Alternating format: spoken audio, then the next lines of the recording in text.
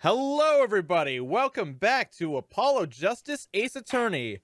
Last episode, we successfully got Darian Crescend to the stand, didn't we? Yes, we did. All right, so now it's time to prove he killed somebody. Heck yeah. How are we gonna prove he killed somebody? That's what we're gonna find out. Apollo! I can't believe it! It really happened during the second act? And right in the middle of Lamior's performance? Why she was in that air? I think they meant to say while. That's a typo. Or maybe it's why she was in that air vent. Why she? I think it might have been. And that switch. And the oh no, guitar. I think he's thinking in his head. He's just kind of like, why? Well, like, if he's everything thinking to himself, it's normally when the text is blue. It's kind of like rhetorical questions, I think, as well. He's trying to like figure out like why, like he has all these pieces. We have all these pieces just kind of floating around in the ethos. You know that GIF where I'm all still the equations. convinced that was a typo because this is not a question. There's no question mark. So yeah, we found a typo. When you link it all together, that's what you end up with. I knew you had what it took. Oh, it's Phoenix! Hey. Ah, Daddy! Mr. Wright! You believed in me? Not really. Gee, He thanks, is painfully Phoenix! honest. I love Hobo Nick. I hate him. It slaughters his character, but it's hilarious. Dude, the writer of this fucking game needs to be put on trial for murder. Because he murdered Phoenix's character, and we're left with this corpse of a Phoenix. I heard case 4 explains it all. He better be putting up an act. That's all I'm gonna say. I just thought that'd make a cooler entrance than saying hiya. Why do we even bother hoping? Where have you been lately, Daddy? You haven't been coming to the office at all. Sorry about that, Trucy. I'm on a secret mission. I need to find hot dog water. Will you fuck off with this? It's called a callback. Secret? You mean like you're undercover? Like Mr. Litt's house, only shorter and not as well dressed. Oh no! What if you're shot too, Daddy? Would I do a thing like that to you? Anyway, I'm off for a while again. Huh? You leaving? Oh, one thing before I go. What? Good luck. Right.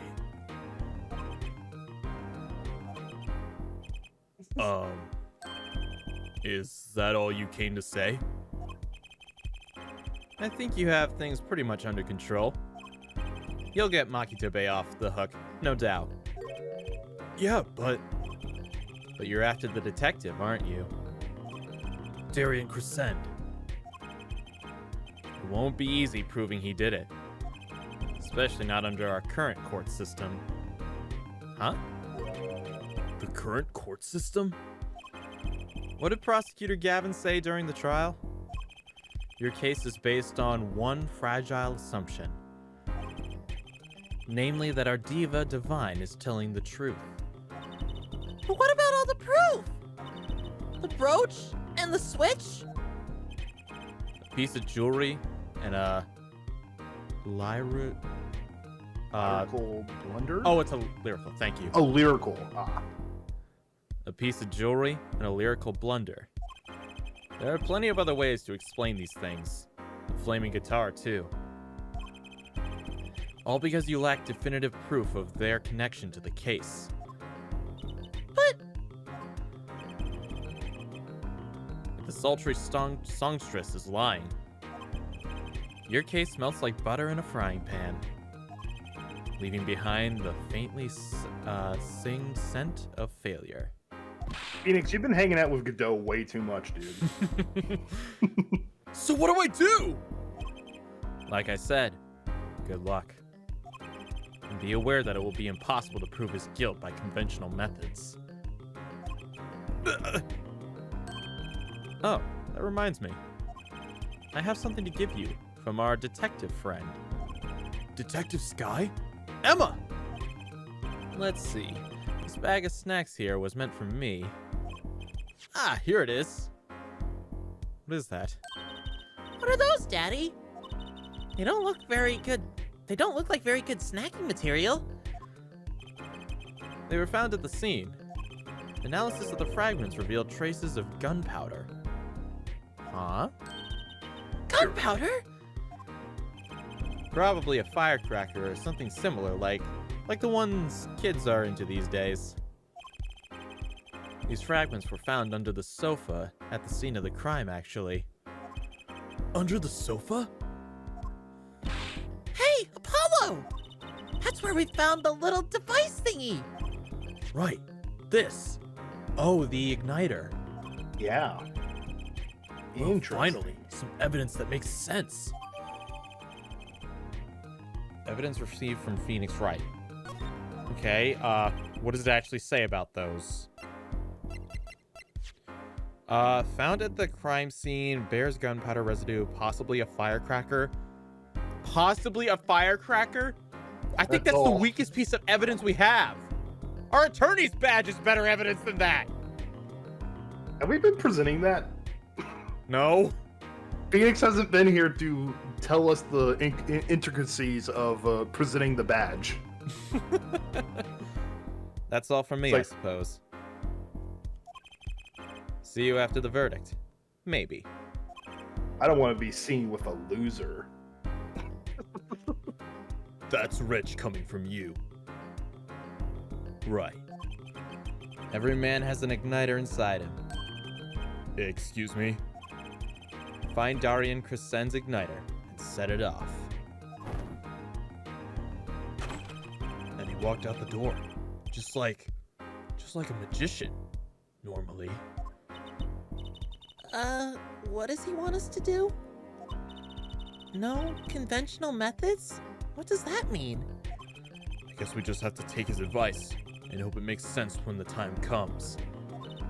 I guess. We're almost at the finish line. Hang in there, Trucy.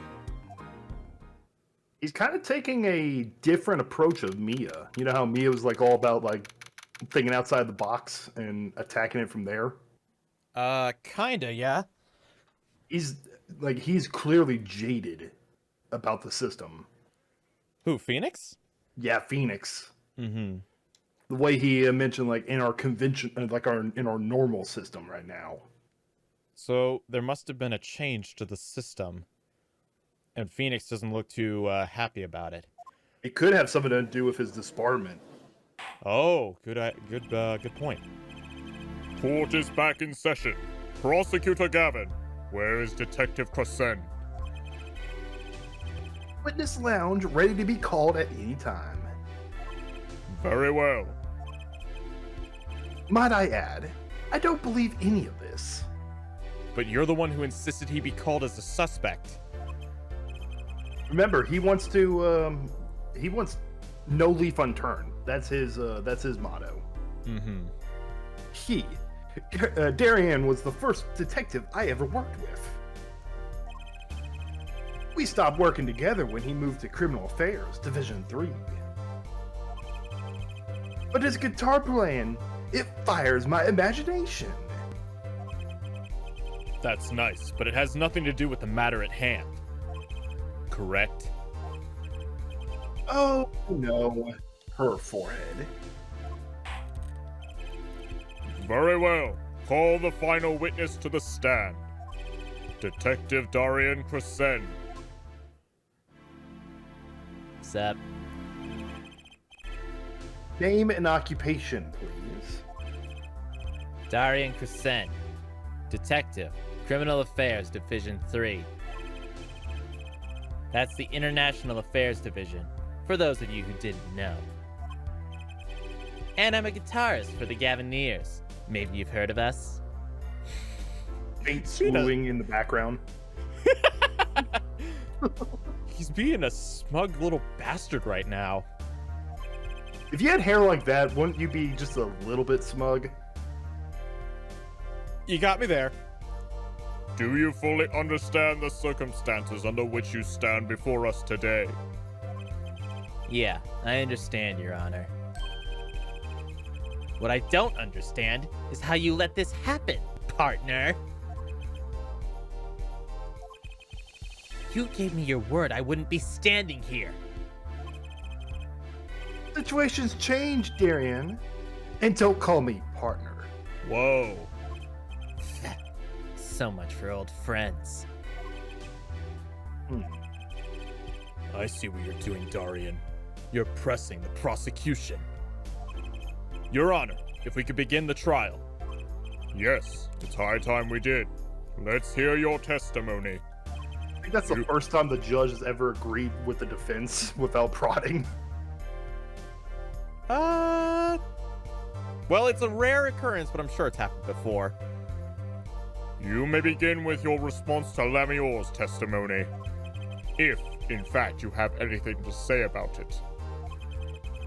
Oh, I got plenty to say. Lying must be a national pastime in Borginia. And wherever you're from, Mr. Justice. Ha! Conventional methods are out the window, huh? Here goes nothing. Was Phoenix ever a conventional lawyer, though?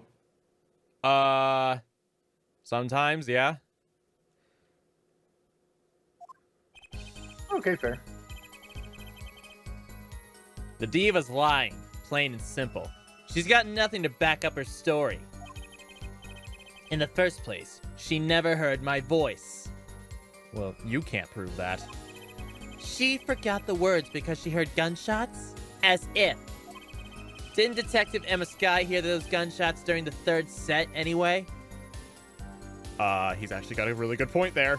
He does have a really good point there. The shooting took place when I was on stage, man. Holy fuck, that was a solid-ass testimony. I'm getting nervous. So you claim Lemior's testimony was a lie? Hey, don't get me wrong. I dig what she's doing. Trying to protect that kid.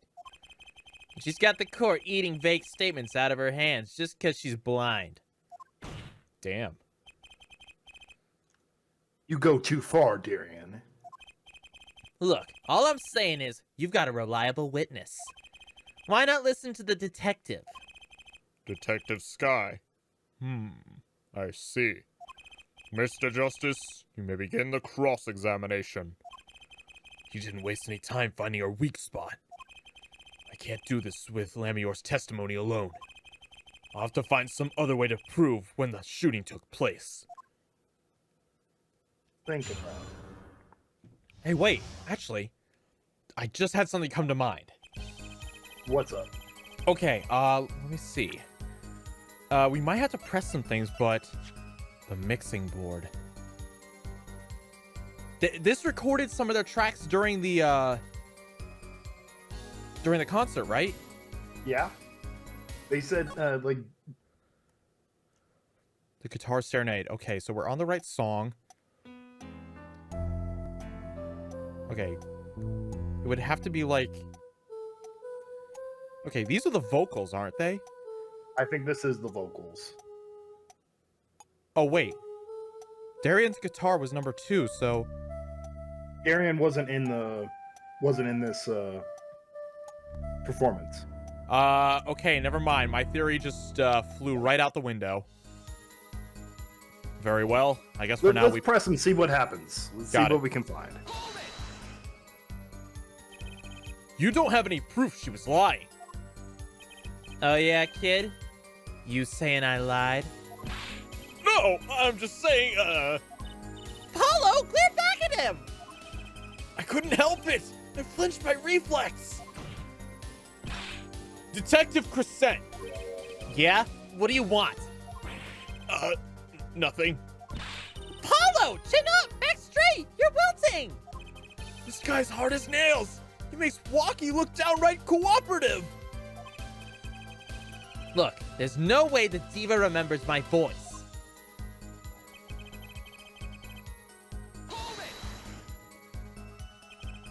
You never talked to her, even though you were playing in the same concert? Not a word, as far as I can recall. But weren't there planning sessions or something? Gavin took care of all that himself. Arian wasn't involved in any of the meetings with her. As if he can just go around remembering everyone's voice like that anyway. Only an idiot would believe that. Lamior's hearing is very sensitive. She could remember him if she heard him. I'm sure of it. I just can't prove it. And I need proof. Got the words because she heard gunshots? We know she missed the words. The mixing board proved it. Oh yeah, there was a mistake. But blaming it on gunshots is just a lame excuse. What do you mean? The mixing board proves what? It proves there was a mistake in the song, a miscue. So, she just flubbed it up, big time, that's all. She spins this story about a gunshot to protect the kid, and cover for her own goof. Man, I'd have to hand it to her. If she wasn't sticking it to me, man, I'd have to hand it to her if she wasn't sticking it to me at the same time. Arian, watch what you say. Lamior is an artist. She just flubbed it up. That's no small accusation a performer can of her caliber. She's got you too, all right. I can see it in your eyes. I tell you, most of her stuff is so pretentious. It's way over my head. I'm detecting a rift in the Gavanir's ranks. Anyways, she's too close to the defendant. Her testimony can't be trusted. You ask me, I'd go with Detective Sky's story at the drop of a pick. It's true. We did hear those gunshots. Actually, I was there too. Paula, what are you doing? So I hear. Which means you heard them too, right? The gunshots?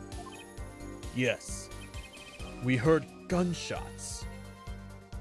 Oh, is that what he's getting at?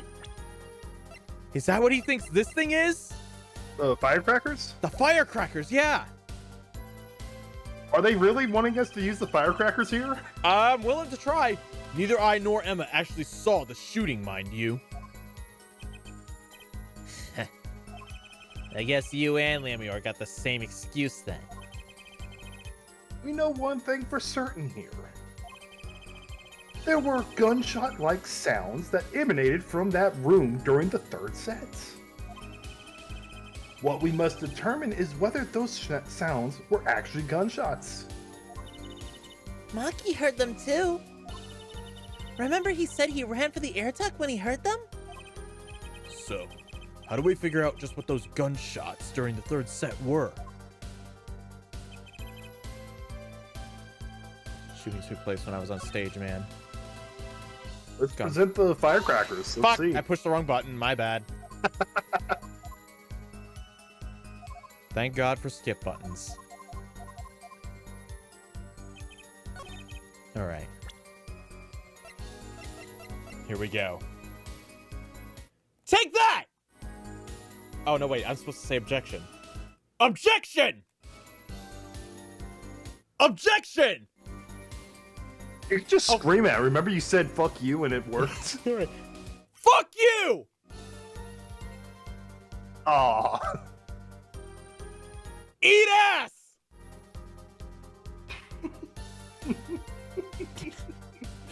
Bro, come on! Respond, you hunk of junk! Objection! Finally! Did that actually work? Yes. Hey, I was right! The music stopped! There you go. Some things were found at the crime scene after yesterday's trial. What things? The first was this small device. That's the remote triggered igniter. Correct. And one more thing. What are those? The remains of something burnt? Not another guitar, I hope. Traces of gunpowder were found on those fragments. We have to report that it was. We have a report that it was something like a firecracker. How did Gavin know about this? What? You think Detective Sky works for you? I received the report this morning before coming here. That's when I made my decision, actually. What decision is this, Prosecutor Gavin? I registered Darien as a witness in today's trial. Just in case. Oh, I think he knows. Oh, he thinks Darian did it! He put it just in case Apollo never. In We were case just Paulo talking never about how what? he's. You cut out. He was. I stopped mid sentence. Oh. We were talking about how clean cut he is. Darian? He was hiding. He was hiding that. Oh, Darian hid the firecracker? And he hid the information of the firecracker from Apollo. Oh, you mean Gavin did? Yeah, Gavin, that's what I meant. Damn. It wasn't until Phoenix came in and told us, "Yo, this firecracker exists. Everyone sucks. I'm out of here. Court system sucks. I'm gonna throw a riot now."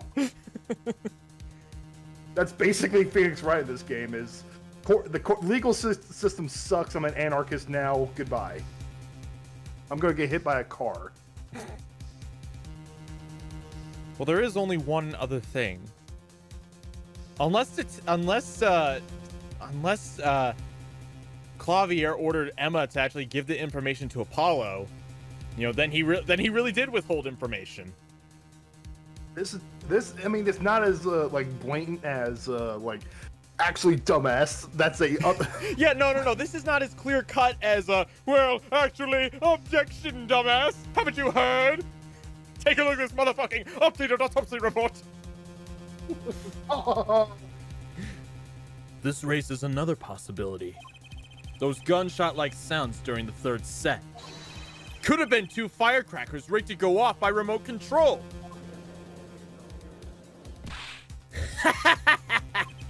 You got an active imagination, don't you? But you shouldn't say every little thing you think. Your explanation there seems a bit too convenient for me. How so? So you're saying these firecrackers just happened to go off? Right when two witnesses came by, walking by? Ha! He That's does right. have a point there. Darian was out on stage when it happened, Apollo. How would he know someone was backstage right then? If a firecracker goes off in the forest and there's no one to hear it. You get my drift? Why go through the trouble, man? How do I explain this? He may not look it, but Darien is a gifted detective. Show any weakness, and he's sure to find it. He may not look it, partner. Gee, thanks, man. That reminds me. I happened to pass through that very hallway several times that day myself. And I saw something odd there just before the third set. Something odd? A headset. The kind all the band and staff members were wearing. That's right. We picked this up in front of the door to that dressing room. What if that headset wasn't dropped, but placed? And what if it was turned on? You could hear what was going on in that hallway. Even if you were out on stage. Oh. Feh. Whose side are you on, Gavin? Listen to me, Darian. There are no sides in a court of law. I'm still questioning his motives. Yeah, he makes no sense right now. Like, he put his own friend on the witnesses because of the fact that the firecrackers were found. I don't know. Which is why I now turn to you, Horror Forehead. I have a question for you. Huh? For me? The igniter and the burnt fragments that were found at the scene of the crime. It's certainly a possibility they were part of a ruse to fake the sound of gunshots. Throw the headset from the hallway into the mix, and you could fabricate an alibi. But we're still no closer to proving anything. Those gunshots might have been real or fake. We can't say. You raised the possibility that the shots heard during the third set were faked. Now you need to prove the other half of the case. The other half? Look, I'll just tell him. Ugh. He wants you to prove that things went down in the second act, while our little piano player was on stage. That's right, Gavin. Indeed. If you can't prove that, then to continue this cross-examination would be pointless. Well, Mr. Justice, can you prove the crime took place during the second act? Yeah, I think. Or is this like a setup to just like make Apollo look stupid? I wouldn't be surprised given it's Gavin. You better know, Apollo, otherwise we're through. It can be proven! You make it sound like someone else is going to come along and do it for you. Let's continue with the cross-examination then, shall we? Witness your testimony if you would. This isn't going to be easy. Like I need some Phoenix decisive said. proof, and fast! You ready, kid? 'Cause I am.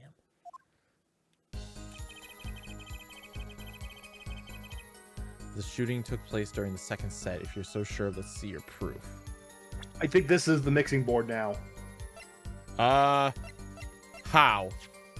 Because listen to what we're trying to say. What we're trying to prove is this happened in the second set. If that's the case, that makes Maki off the hook. Oh.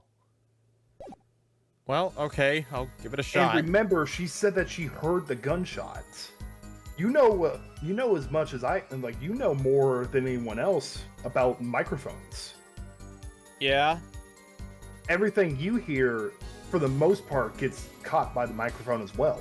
Uh-huh, that's a fact. We might find the gunshot in the soundboard. Let's give this a try.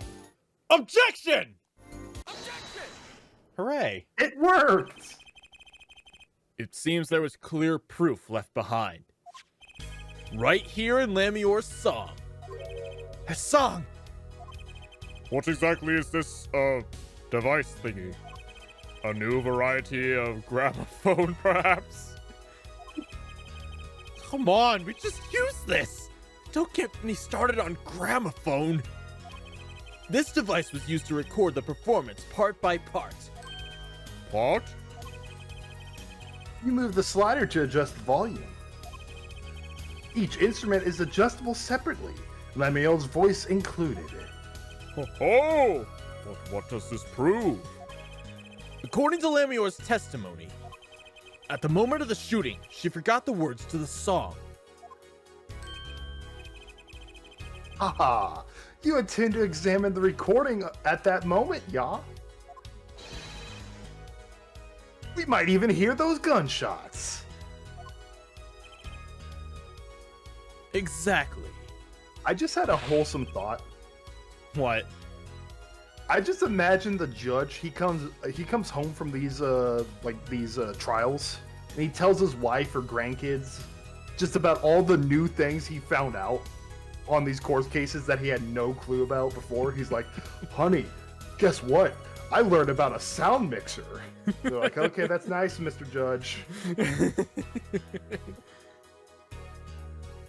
Ha! Ridiculous. Imagine the conversations they had when he came back home from the fifth trial of the third game. Honey, I have holy mother of macaroni, you would not believe the day I had. The afterlife is real. I will have to say, Good this news for us, beats eh? the parrot. This beats the parrot, honey. How are you supposed to hear gunshots back in that dressing room out on stage? You've forgotten, Darian? We were all wearing these headsets. Oh. We were all deeply involved in our performances. But Lemiar's headset would have picked up what she heard all the same. Then let's get to analyzing that recording. Right now. Lemior stopped singing when she heard the shots fired. Find that spot, and I'll find the gunshot. Okay. Gamer does have a good point. He What? already read about the Kurain technique by that trial. He did, but he didn't experience it. Yeah, he got to see it firsthand. He got to see a spirit get exorcised. Oh. Like, how many people could say they've seen that? Phoenix Wright, Godot, the judge, and if Miles and all of them were in the audience at the time, them. Yeah, not a lot of people.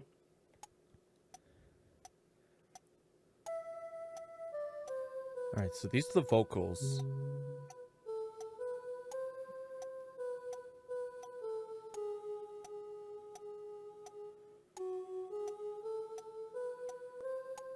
I think the second verse is when it starts.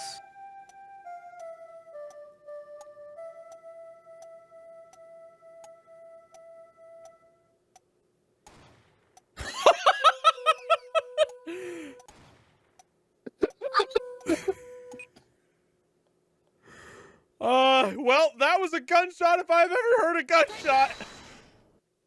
Doing sound recordings in Detroit be like. Your Honor, listen closely to this part. This is the track with Lemior's vocals.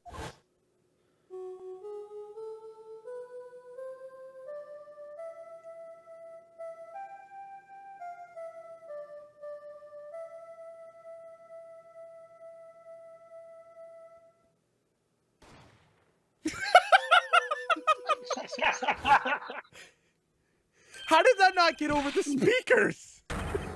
Why? It sounded like a gunshot. What? This has to be some kind of mistake. I believe a case has been made. Gunshots were heard during the second act. Which means Lemiar's testimony was true. Oh, order! So, she was telling the truth about what she heard? It was the other man speaking, not Mr. Lataus.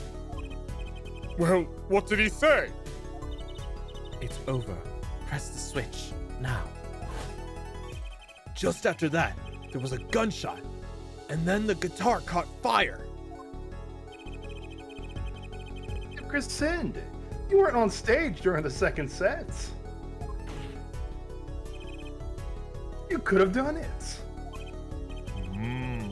But why did we only hear one gunshot on the recording? Weren't 2 bullets fired from this weapon? Lemior was moving through the air vent, Your Honor. She must not have been close enough for her might to catch the first shot. But then, as she passed over the place, the gun fired again, and Mr. Lataus' life was taken. Well, Detective Crescend,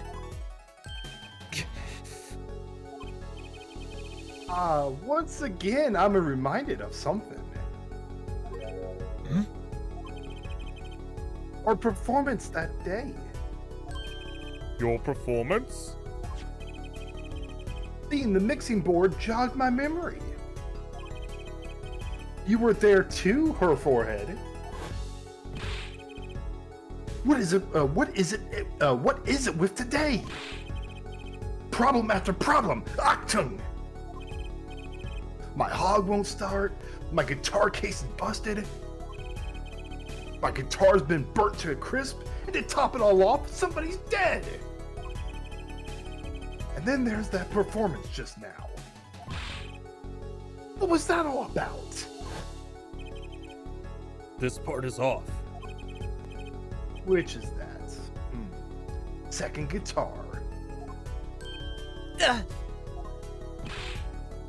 Was you, Darian? I thought it was strange at the time. How could you miss such a simple key? I know you. I know how you play. You're better than that. Yeah, well, You what? And Prosecutor Gavin, what are you getting at? Talking about the murder weapon, Mr. Littau's 45 caliber hand cannon. Oh! The recoil of the gun must have messed up his hands. Oh. As we have learned, even the shooter doesn't go unscarred with the revolver that size. The kickback is enough to dislocate your shoulder if you're an amateur. Wait! You mean his playing was affected because he hurt himself shooting that revolver? ha! You're forgetting something. Yes, Detective Crescend? I'm a trained police officer, you know. I've had firearms training. Plenty of it. I'm no amateur. The standard sidearm issued to police officers is the 38 caliber weapon. A much tamer beast. Also, the murder weapon belonged to the victim, Mr. Littau's, which suggests there was a struggle between the killer and victim. So, the killer might not have been holding the revolver correctly when he fired. Is that what you mean?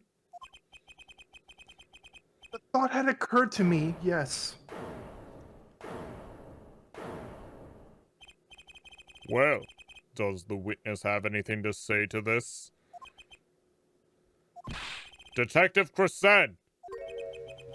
What I want to ask is what Mr. Sleeves Rolled Up, what I want to ask is what Mr. Sleeves Rolled Up Ready for Action has to say.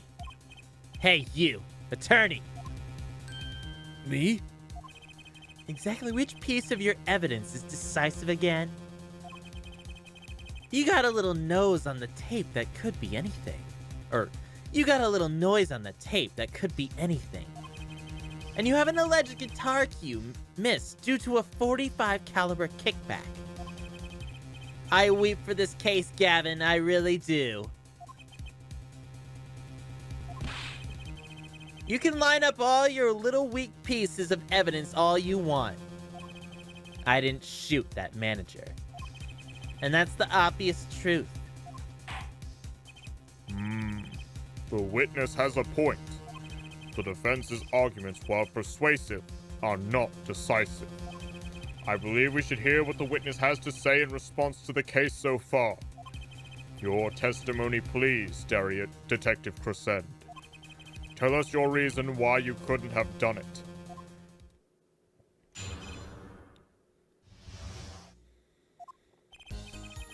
Come on. Why would I even want to kill that manager? You want a reason? Easy. I got no motive, man. This was that diva's first trip to this country, right? How could I possibly know her manager? If I didn't know him, why would I want to kill him?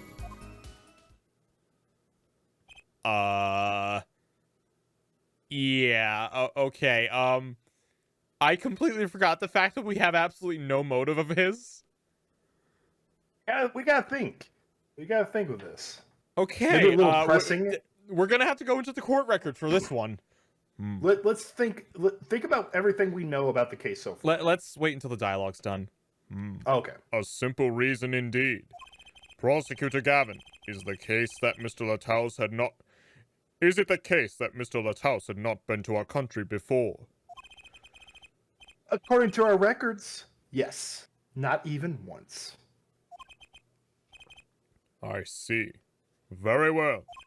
Mr. Justice, you may begin the cross-examination. Great. Now I need to find a motive. Okay, to the court record. Da-da-da-da-da. I'm gonna be right back, so if you want to talk it over with Okay. yourself. That's an obvious no. There's no way you can prove a motive from that. Yours own publicity. No. Investigation request. Information concerning the crime to be restricted to police and related parties.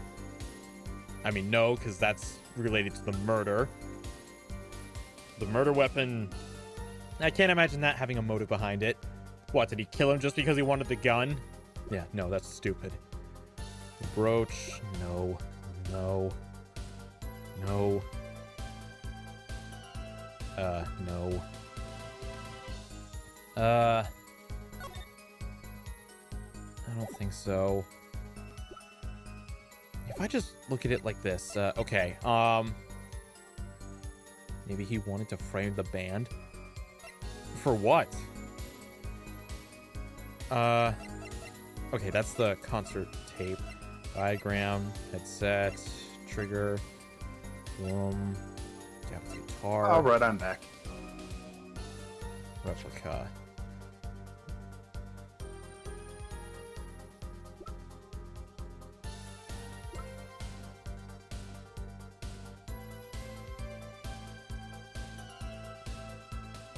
Hey, wait a sec.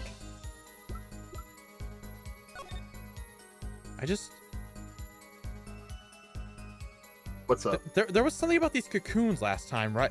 Huh? Hey, whoa! Oh, sample. These things carry a death sentence if you take them outside of Borginia, right? Yes.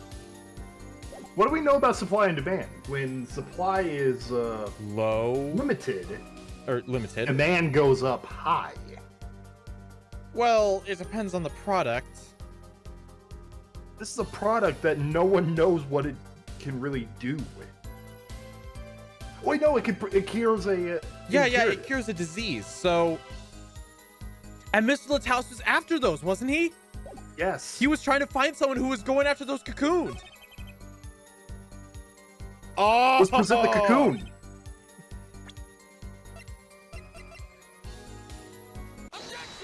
Oh, I tried to do the voice, but I pushed the wrong button. Your Honor, take a look at this. Dumbass. What's this? Looks like candy. It's not. Don't lick it, please. What? Detective Crescend, ever seen this? Looks like a piece of candy. What it is evidence. Don't lick it before you try it. Specifically, this is a replica of a cocoon. It was found among the victim's belongings. A cocoon? Never seen one that color. It's a variety only found in the Republic of Borginia. Nowhere else. All right, but what is this cocoon replica doing in my courtroom? Surely this has nothing to do with a motive for killing Mr. Lataus, does it? It does. Wait, I think it does. No, don't back down, Apollo! You don't sound so confident, man. A cocoon. Is it one of those silky cocoons? The kind you can make, well, out of silk out of? Not this one. This cocoon makes a powerful curative. A curative? For what? Apparently, it is most effective. It is most effectiveness at treating a disease thought incurable. How do you say that? Efficacious? Efficacious? No, that's Most not it. That can't be. efficacious? Efficacious? Yeah, it doesn't matter. It is the only medicine of its kind. However, it is illegal to take one of these healing cocoons out of Barginia. Whatever for? If it's such a miracle cure, why not share it with the world? Yeah, that's what I've been wondering. Finally, we're delving into this question. We've looked into the matter at some length. Apparently, it isn't difficult at all to manufacture the remedy from the cocoon.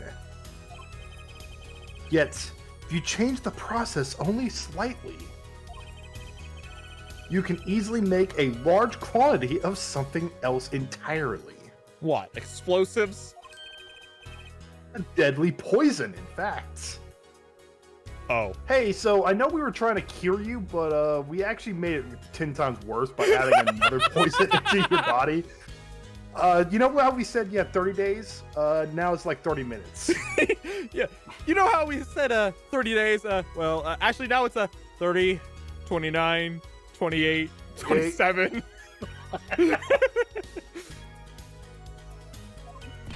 What? An incident several years ago where some of these got onto the black market. They caused quite the commotion in the global community, though the media was kept largely unaware.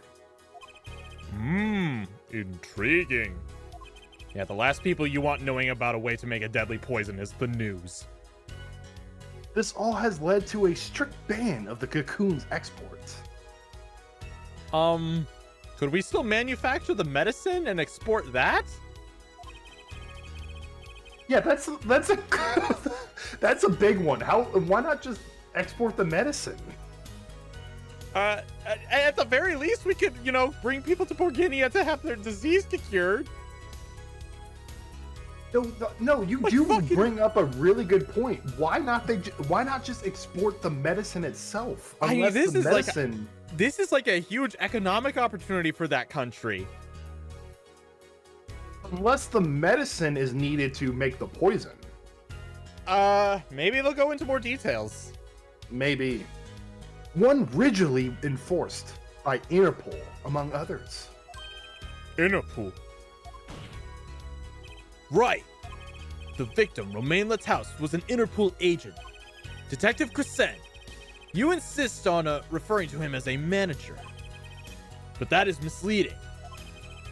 Romain Lataus wasn't killed as a manager. He was killed as an undercover agent.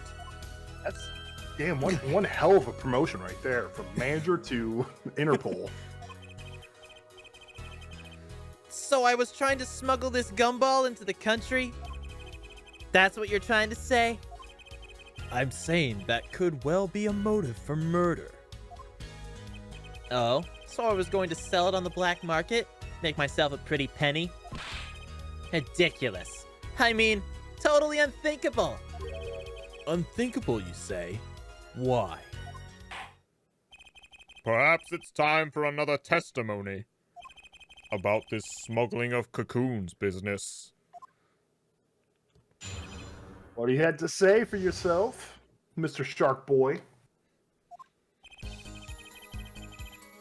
International Affairs got a memo about these cocoons. Interpol's all hot and bothered about them. Can't sell them on the black market. Too dangerous.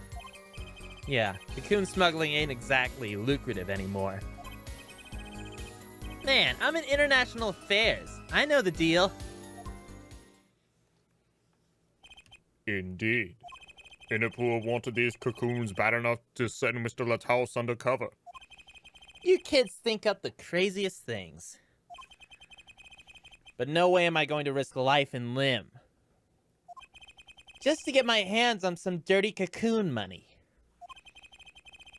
Not the most noble of statements, but duly noted. According to reports, these cocoons top Interpol's list. Selling them to an undercover organization would be risky. Very well. You may begin the cross-examination. Alright, so they're just not going to talk about, like, the fucking cure to the disease anymore. No, I don't think so. Alright, Borginia, you guys are just... You know what? If you guys don't want money, fine by me. I don't live This there. was an opportunity for you, and you blew it. Government, am I right, guys? This is the only motive I've got. He was up to something, and I'm going to find out what.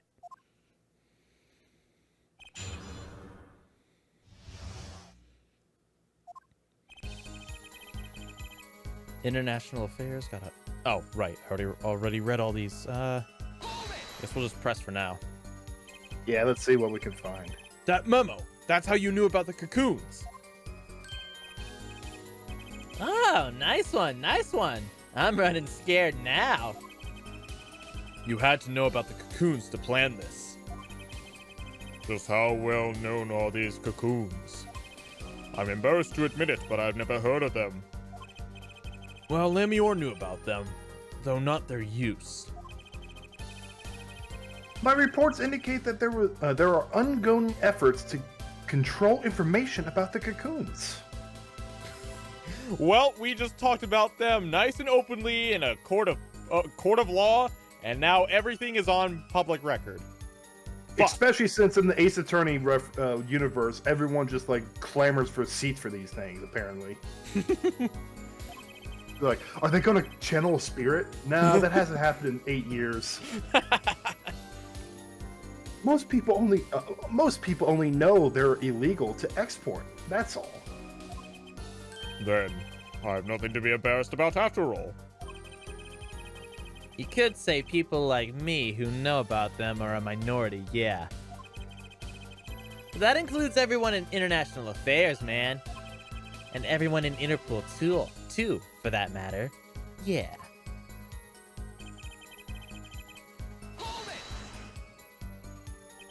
So there are other Interpol agents like Mr. Lataus? All over the world, likely. Deep undercover, most of them. That's why these cocoons are too hot for the black market. You don't want Interpol sniffing through your wares. Most come to the conclusion that... Can't sell them on the black market, too dangerous. Dangerous? Yeah, Interpol finds you, they arrest you on the spot. Or another marketer might think you're part of a sting and take you out himself. Times have changed.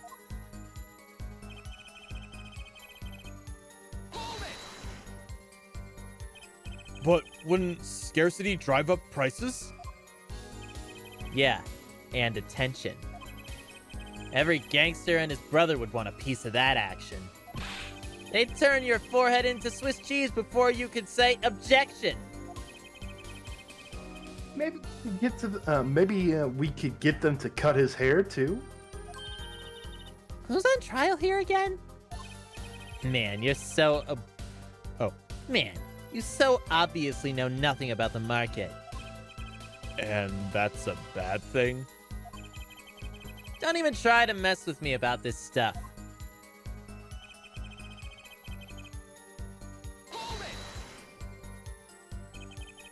Which is why you know how to find a loophole in the system.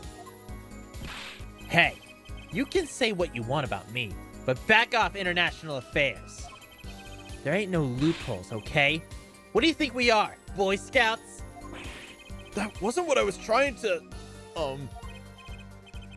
Down, Darian. It's as you say. There are no loopholes, at least in the case of these cocoons. International Affairs, Interpol, and Borginian Customs are all watching. See? We know what we're doing. Not like some yipping little doggies that lap up every word that the diva says. Why, I oughta... Oughta what? You want some of this? Chill, both of ya. Let's do this cool, ya. Screw cool! I want to kick this guy. I want this guy's head on a stick! replica has to be the key to this motive. There's gotta be a way to find out what he's up to. Okay, so he basically said black market's out of the picture. Okay.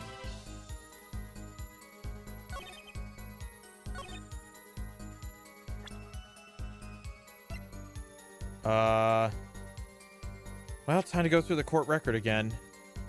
Oh, well, I'll be a pig in a mud pit. I don't know. Analogy. Something. I just found our motive. Why not choose a less dangerous method? I would. How clueless are you? Everyone in the market's dangerous. The second they find out I was a cop, I could kiss my keister goodbye. Why sell to a black market buyer? How about something like this? That article, that's about the Chief Justice's... A deadly poison can be extracted from the cocoon, but so can a cure. And not a cure for just any disease. A cure for incuritus. Incuritus? I've heard of that somewhere. You went to visit the victim of a disease this morning. Ah! Why, that's the disease the Chief Justice's son has! You are insane! Our witness is a detective. He would have contact with the Chief Justice.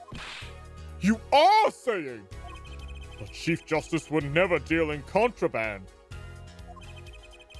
Not even to save his own son's life. Oh, but even if the deal went through, why, it'd be an international scandal. That's Detective Crescend's insurance. If word ever got out, the one with his neck on the line would be the Chief Justice. Detective Crescend, is this true? First I'm a murderer. Now I'm a smuggler. How many crimes are you trying to pin on me anyway? Distasteful as it is to think about, if the Chief Justice were the buyer, why, a seller couldn't hope for a better deal. A very cowardly seller. Ooh. Don't let sleeves over there trick you. So I made a deal with the Chief Justice. Where's your proof? Well, Oh yeah, and you're forgetting one other important thing. do tell. Interpol isn't the only ones out there watching this. Borginian Customs barely sleeps, so they're worried about the cocoons getting out. So we were informed. Let's continue with the cross-examination.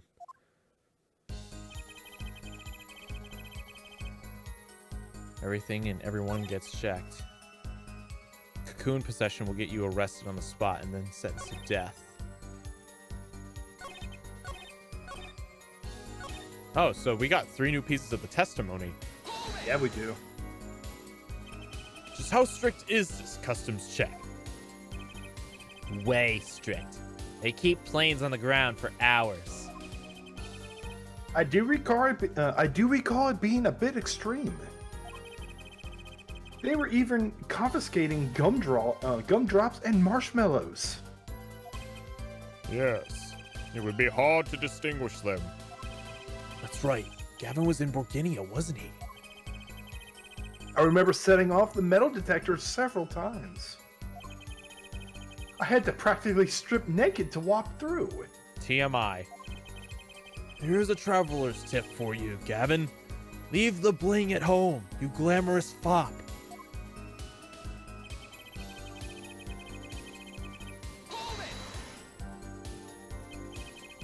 That's pretty extreme. Borginia has this rep as an idyllic. Idyllic. I'm not sure if that's it, but that's the best we got. Borginia has this rep as an idyllic, laid-back place. Truth is, they're probably beyond hardcore with security. The Republic of Bulgaria is a peaceful, pleasant country. So this level of security shows us how truly concerned they are about the cocoons. That's the situation.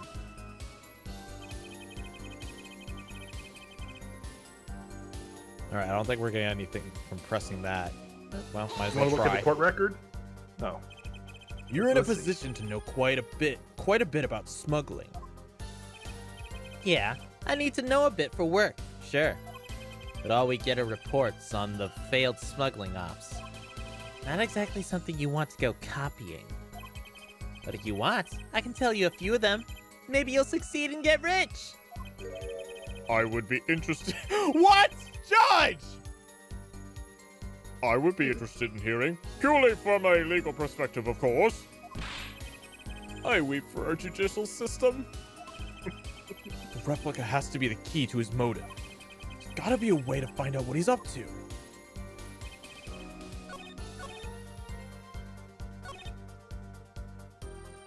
Sentenced to death.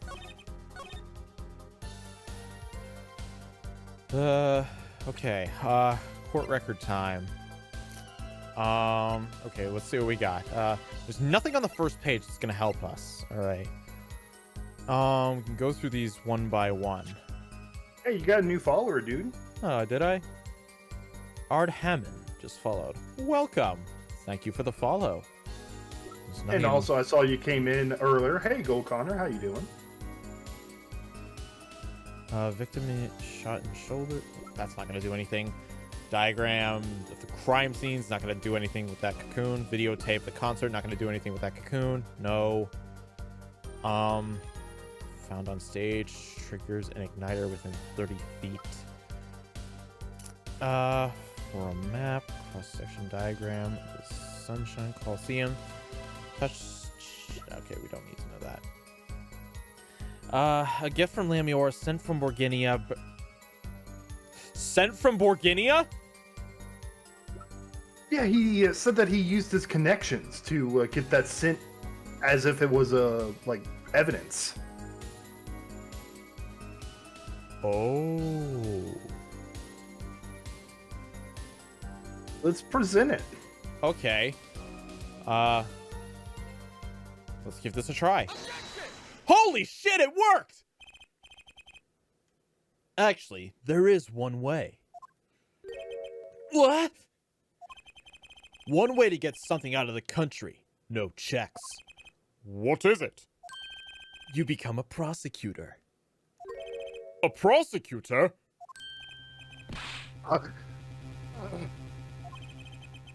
I don't believe it. Believe it, Prosecutor Gavin. What was it that you told me yesterday at your office? It was a beautiful instrument. It was played lovely for many years. A guitar befitting a woman like Lemiere. How did it end up here? I mentioned how much I enjoyed playing it that night, and she made a present of it. So this guitar's from Borginia? That it is. We couldn't carry it on the plane. Changes in air pressure and humidity ruin the wood.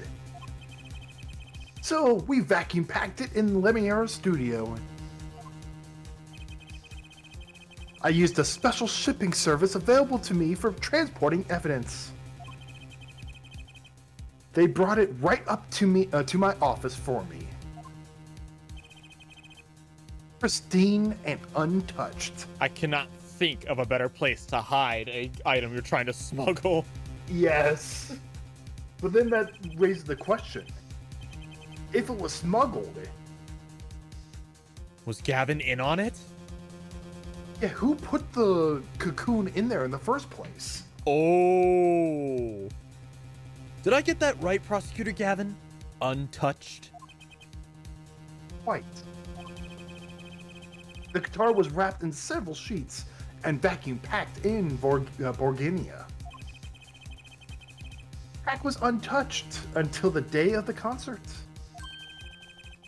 Are you saying that guitar was With cocoons this small, it would have been very easy to use your guitar as a mule to smuggle a cocoon out of Burkinia. What? Which reminds me, Prosecutor Gavin, that guitar had some work done on it recently, right? Work? A memory her forehead. Well, you know how guitars have a round hole in the front? It is called the sound hole. Well, they found something attached to the wood just inside the hole. A broken device of some sort. A broken device? Yes, this in fact. An igniter? Exactly. Consider this, if you will. What if that igniter wasn't the only thing that was attached inside your guitar? You mean... He means this, of course. Oh! Oh! There was a way to get a cocoon out of the country. They could use picky Prosecutor Gavin's privileged guitar as a mule. Ugh. And who better to do that than someone with access, like a member of the band? Yeah! We have him on the ropes. Order, order, order! So the igniter... Was placed in there for a clear reason, it seems. It was a safety precaution. A precaution? Her forehead. At last, it all comes together. Every strange thing that happened that day. Care to review? Maestro, the gentle sounds of the... Okay. The sound of the ballad. First, my keys were stolen, a harmless misdemeanor, which forced me to break the lock on my guitar case. The key was stolen to retrieve the cocoon from the guitar. I see. But things didn't go so well. Smuggler wasn't counting on the guitar being wrapped. Only a member of the band could get near that case. Unwrapping the guitar would raise too many suspicions. Then the concert began. Right about this time, a very large problem presented itself to the smuggler. What's that? Mr. Lataus. Oh! Mr. Lataus, an undercover agent, was on to something. He would have known about the guitar. He'd only have to check the shipping records. So, Mr. Lataus tried to examine the guitar himself. If the cocoon were confiscated, then the gig would be up. Or the jig would be up. The only thing left for the smuggler to do was get rid of the whole lot. It's over. Press the switch now. The guitar burst into flames, and the cocoon was lost. And then... Mr. Lataus died. With Lemior there to witness it. There's your case.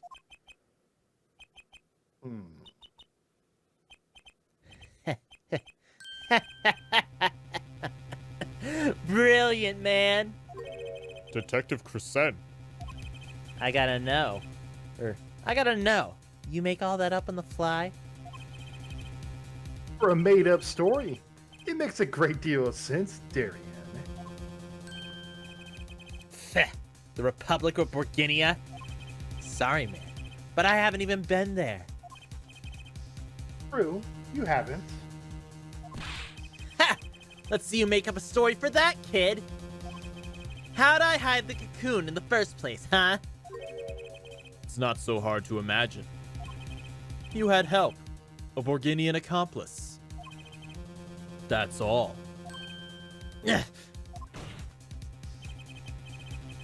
That you had an accomplice was clear from the start. The voice Lamior heard proves it. Oh, that's where Maki comes in! That's the switch was found in the piano. Right! Maki was the accomplice. You made this transmission from backstage. Congrats, Apollo! You saved your client. Now Only he's getting executed. Yeah. While your co-conspirator was on stage.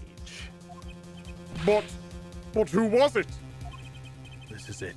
The coup de grace. And for once I know what I'm doing. There's only one person who could have helped him.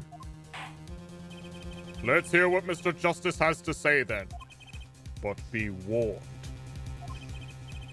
With a great accusation comes great responsibility. Make up your answer on the fly, as it were, and you will be harshly penalized. Oh my god, that is 2/5 of my health.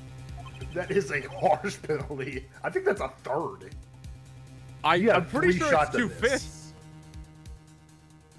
2/5. Are you ready, Mr. Justice? Who was the smuggler's accomplice? Okay, where's... Oh, there he is. Do or die time. Do or die.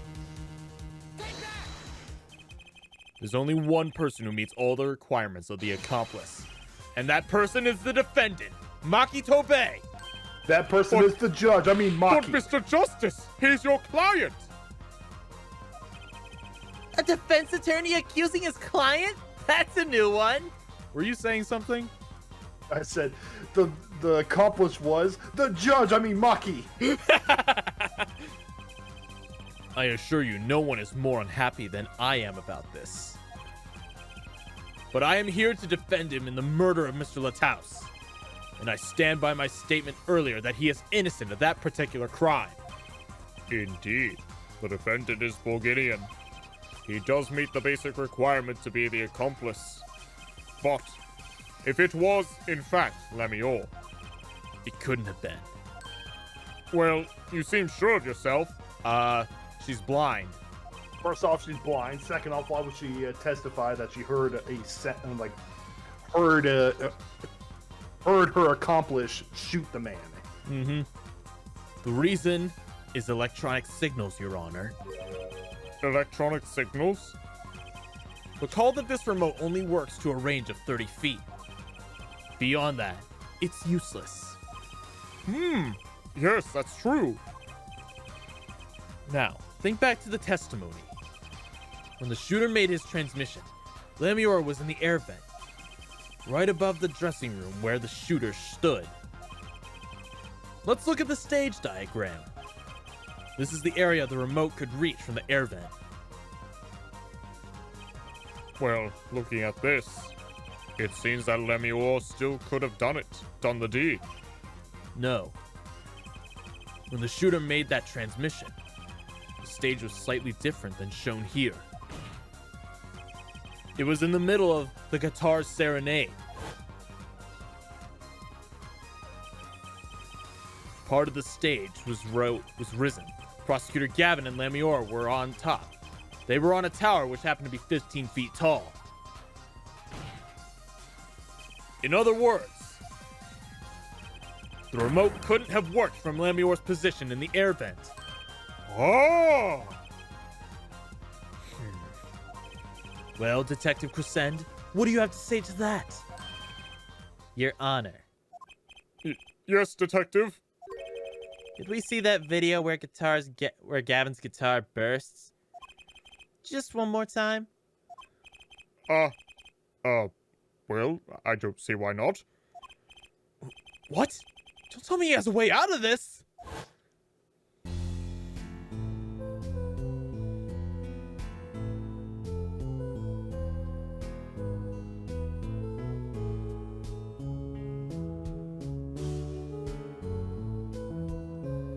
Oh, I see what he's getting at. Yeah, that wasn't Lamior.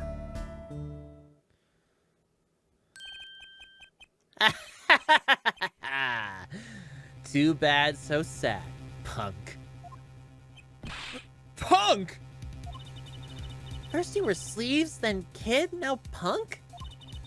You're losing rank fast, Apollo. What exactly were we supposed to see in this video?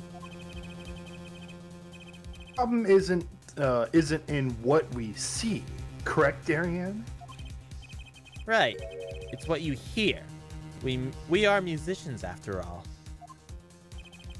Care to explain for us non-musicians? I bit my tongue while reading that. Ouch. Sure thing, punk. Let me get your yarn straight first. You're saying I ordered the wee pianist to set off that igniter? That right? Yes? Well, in order to do that, you'd have to press a switch. Am I right? Okay.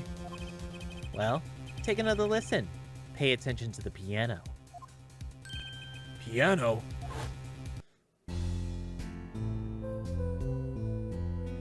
I don't even think Maki's at the piano in that cutscene. No, he's not.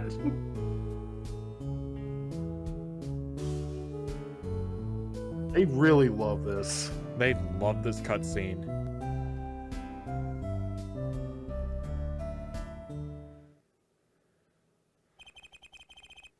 What seems to be the problem there? The piano sounded just fine. And that's the problem. Man, you still don't get it? Yeah. How's he supposed to hit the switch if he's playing? You got Miss Diva, the guitar. You got Miss Diva, the guitar, the bass, the piano, and the drums. The only one with her hands free was the diva. Lamior! But according to you, she couldn't have been the accomplice, could she? Ugh! Your accomplice would have had a hard time helping out if they couldn't even press a switch. Ugh! Ugh!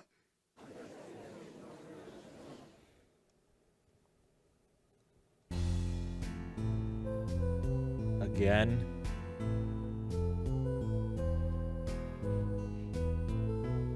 Boss, do you think we're showing this way too many times? No, nah, show the it fans again! will love it.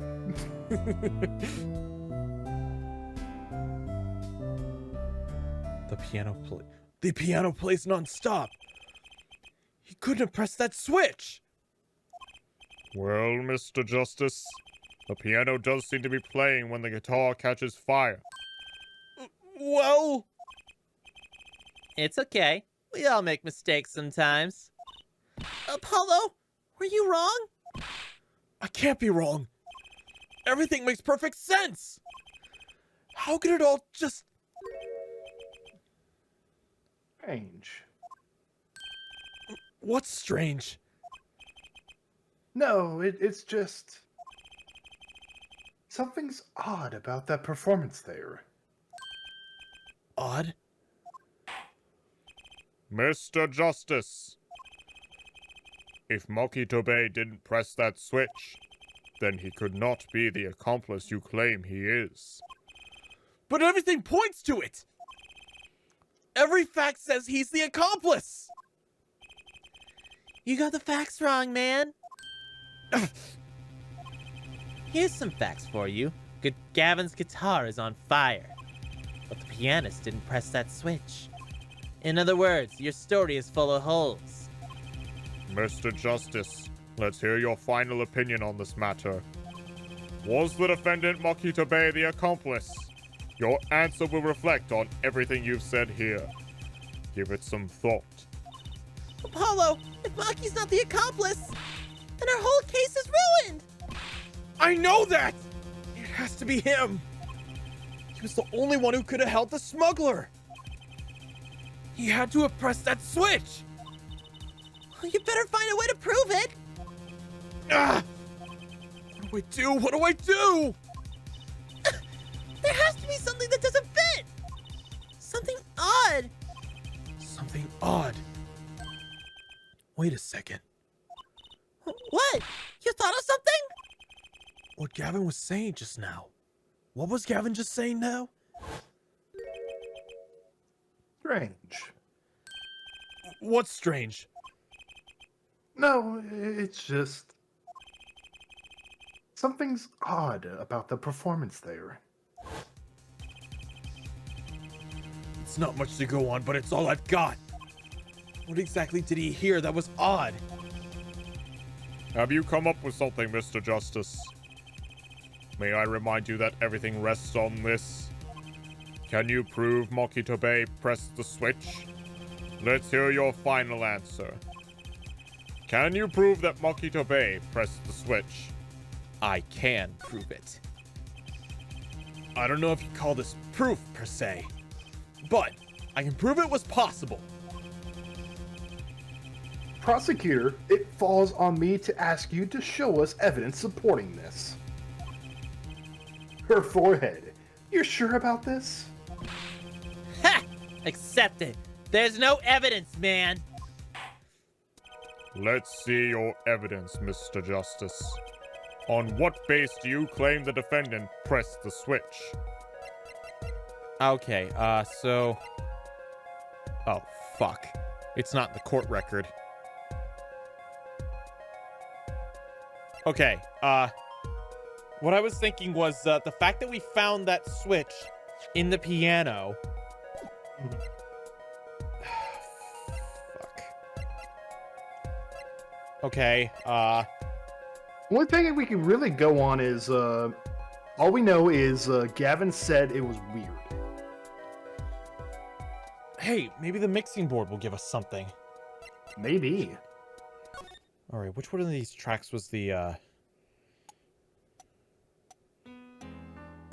Okay, 4 is the piano. Is that his for the piano? There we go. Yeah, it is.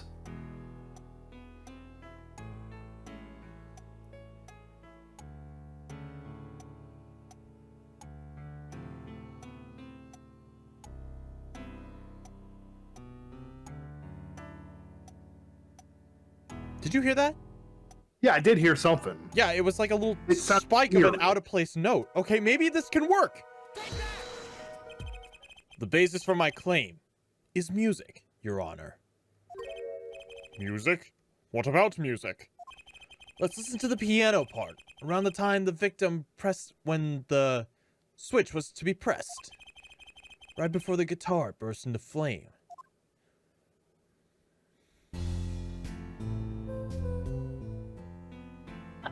Do it again.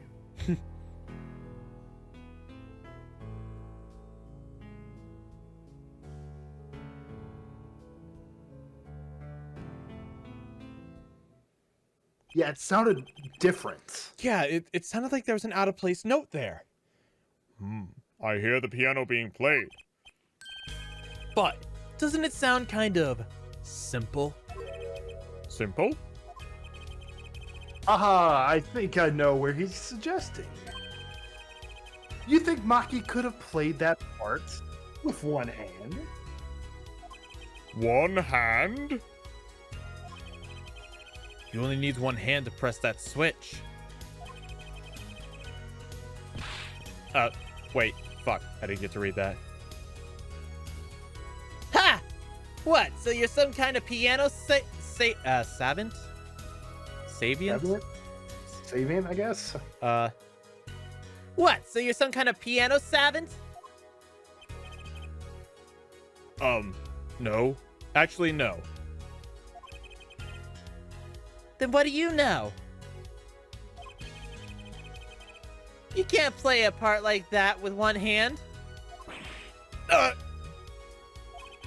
Maybe I don't know what I'm talking about here. Wait, I know. Hey, Trucy! Yeah?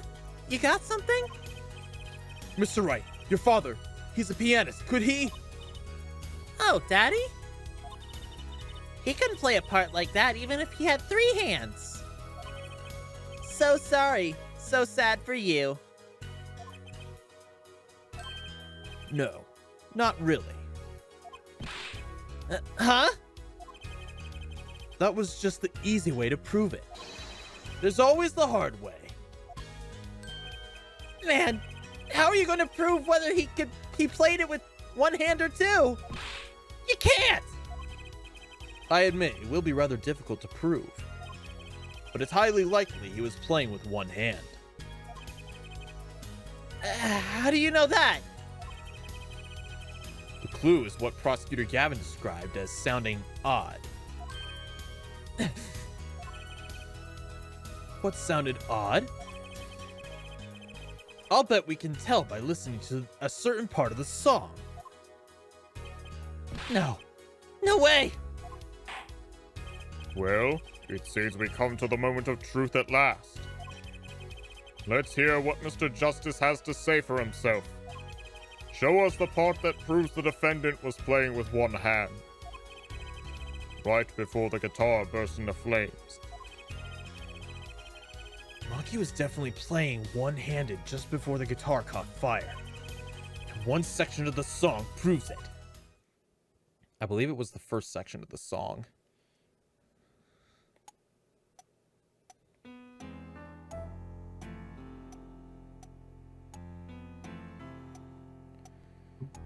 We're doing it again!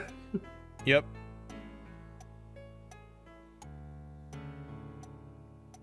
Did you hear that in the first part? Or was it...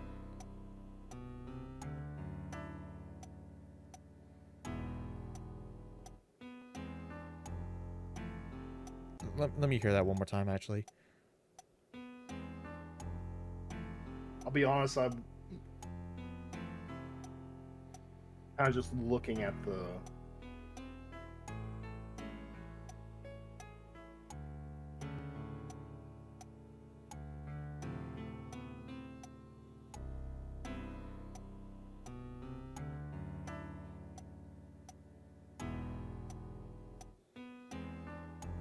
Okay, I think the slam actually happens in the second part. So I'm selecting one of these. Okay, let's go ahead and listen to them a bit more carefully. Okay. Listen really closely.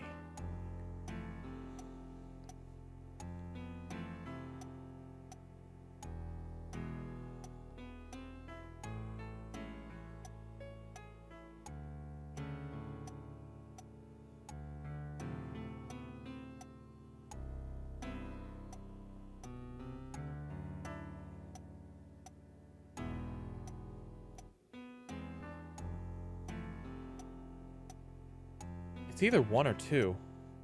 I think it might be 2. Because that's when the guitar caught fire. Okay, then let's give it a shot. That's the section? I'm afraid I... Oh, shoot. Maybe it's the 3rd? It's a beautiful song, and the lyrics are outstanding. I'll take that to mean there isn't a problem with this section at all. Wait, so what's the odd thing that Gavin heard? Switch was pressed in the very first half of the second verse, right? I know. I just need to find a place to compare that. Oh, maybe 3? Your Honor, if you'll give me one more chance, I think I can find it. I suppose we don't have a choice. Very well. You claim the defendant Game's was... just like, yeah, just you get unlimited shots with this. This one's tough. Okay. Let's listen one more time.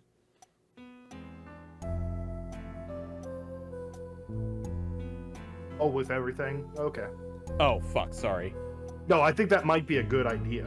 You think? With like the missing cue, you know? Okay, we can give it a listen through.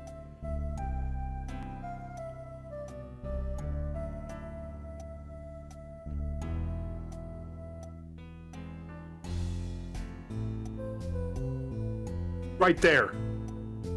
What? I think I Right missed there. it. So it's 3? You think notice- it's 3? I think it's 3. If you notice it, it seems like everything else was kind of rising and doing its thing, while number 4 was just steadily dropping down. Huh. Alright, we can try 3. Fuck, I almost dropped my stylus.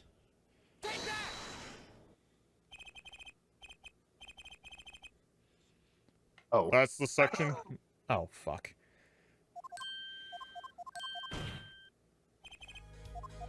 Okay, then let's just Maybe try the one. first? Yeah, just try one.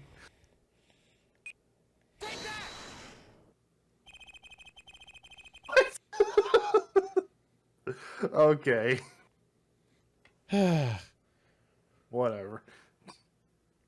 I'm just gonna. I just want to use the bathroom real fast before we continue. I'll be right back. All right. Chat, you're on my side, right? This just weird, huh?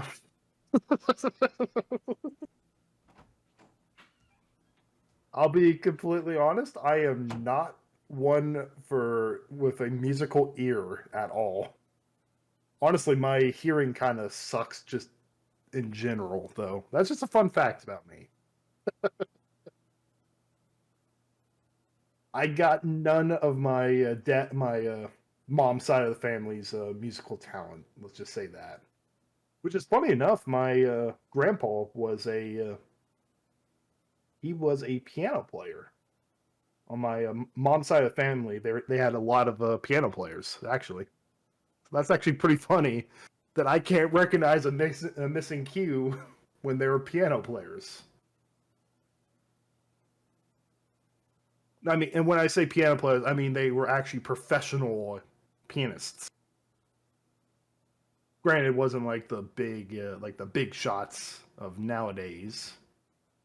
Gamer, basically with DLive, you can save those GIFs as stickers, I think it's called.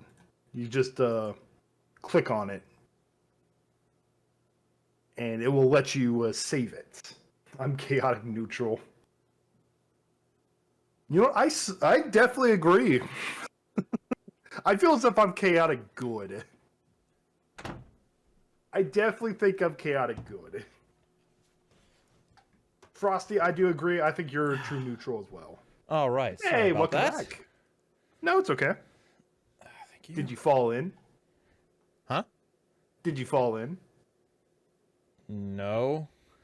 Into the bathroom? Have you ever heard people say that when you're in the bathroom for a while? They just ask, "Hey, you fall in?" No. Nobody's ever said that to me before. Well, you learned something new then today. Huh. Huzzah! Prosecutor Gavin, I'm sure you've realized by now just what it was that sounded odd to you. I'm sure you've realized it yourself, her forehead. Realized what? I'll demonstrate. Let's listen to the part in question again, shall we? Pay particular attention to the "but a fleeting melody" phrase.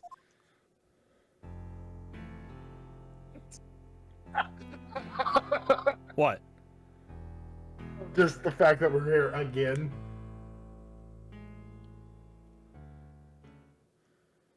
Oh, wow, the piano did sound off. Man, how many times do we have to listen to the same thing? The game's self-aware. It becomes self-aware. You're right. Enough of that.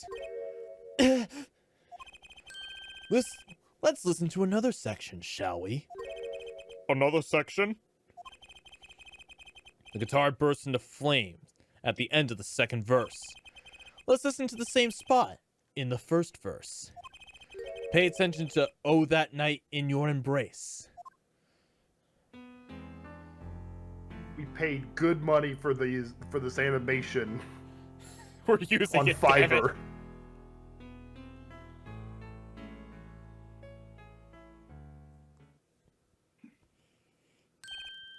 Ha! Play verse 2 again! Oh my god!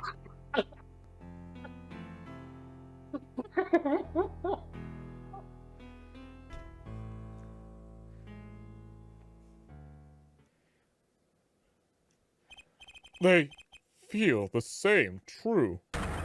But they are clearly very different! What? Well put, Your Honor.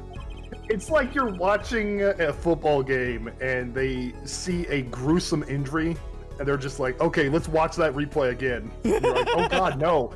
And then let's see that again. And again. but that gruesome replay is that cutscene. The phrase in verse 2 is quite simple. But the same phrase in verse 1 has high and low notes. You'd have to use 2 hands to play that for sure. Oh, What's that proof? I would think you'd know that by now. This is why I hate dealing with amateurs, man. So the 2 verses had different arrangements. Happens all the time. Not this time, Darian. Ugh. There's no point in changing an arrangement if you can't hear it clearly. And that wasn't the point. I had him play specifically so that the piano would stay in the background. Oh, God! That was what I noticed. Why should the same phrase sound slightly different? I asked myself. Now ask yourself why Maki changed how he played. And there's only one answer. He needed a free hand in order to press the switch. Yeah!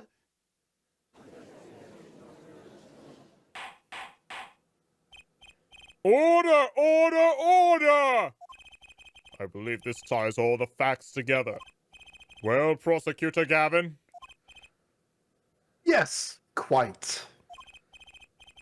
Though, personally, this comes as a terrible disappointment. What? No comeback? I can't believe it. I finally did it. I shut him up. Very well. Barring an objection from the prosecution, I will now state the court's opinion on this matter.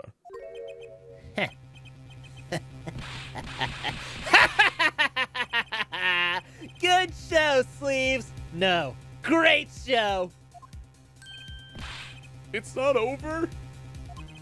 I don't like when he looks so happy. You tell him, Gavin. Tell him what's so disappointing. Personally, I'm terribly disappointed. In you, her forehead. What'd I do this time? Existing. Me? Yes, don't get me wrong, your case is solid. The facts all check out, but even now,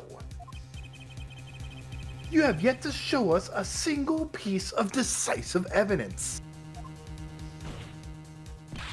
Yeah, but the facts! Anyone could see it was him! Unfortunately, anyone does not include the law. I'm afraid your case doesn't cut it. But... Can we really blame Phoenix for being jaded now? Yeah. That's ridiculous. 1,000 facts might point towards the same conclusion, but without decisive evidence, it is not proof. That's the rule under our current legal system. You know, to be fair, I can understand why they decided to, make this kind of change. Because let's not forget, Mr. White almost got Phoenix a life sentence because he lied in a testimony. So I can see why they're taking this kind of approach, but clearly it also has its faults, as we're seeing right now. That's the problem with being rigid.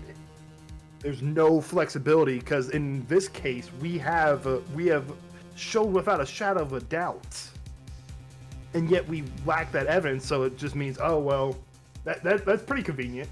To be honest, I would kind of prefer this system over the previous system because, let 100 guilty people get away before you let one innocent person suffer. I don't believe it! It does not seem as though the defense has any more evidence to present. Oh, I think if he did, we would already have seen it a long ways back. It is unfortunate, but at present this court is unable to acknowledge your accusation. What?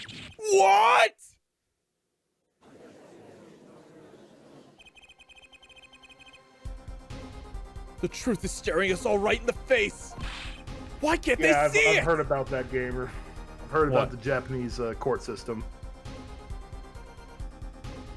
The series is based off of the Japanese court system, which is more skewed towards the prosecution than the defense. Right. About 99% of all cases get a plea bargain before the case is even shown in court. Huh.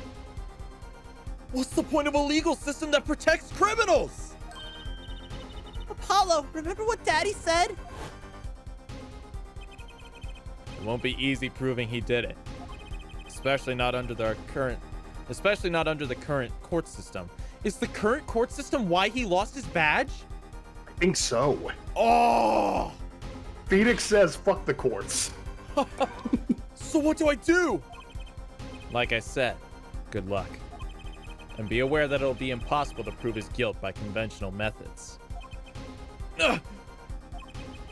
Every man has an igniter inside him. Find Darien Crescend's igniter and set it off. I wonder what he meant by every man's igniter. I think it just means a weak spot, no? That kind of thing, the kind of thing that a single spark could turn into a wildfire of emotion. I won't be able to press him any further by conventional means. I've got to find a weak spot in this guy. Something fatal. Only thing I can think of is okay, so he's a detective. He Yeah. won't be able to crack. However, all it takes, if it's a two-man show, all it takes is to find weakness in one person. So we break Maki? We break Maki. Okay. Set. You're like, okay, whatever. Let's fry the kid. He smuggled a cocoon. It's on him now. So, can I get back to... What? Let God have mercy on his soul as we fry him. So, can I get back to work now, or what?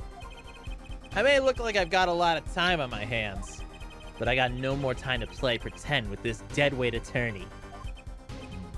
Well, Mr. Justice, we've come this far without decisive evidence.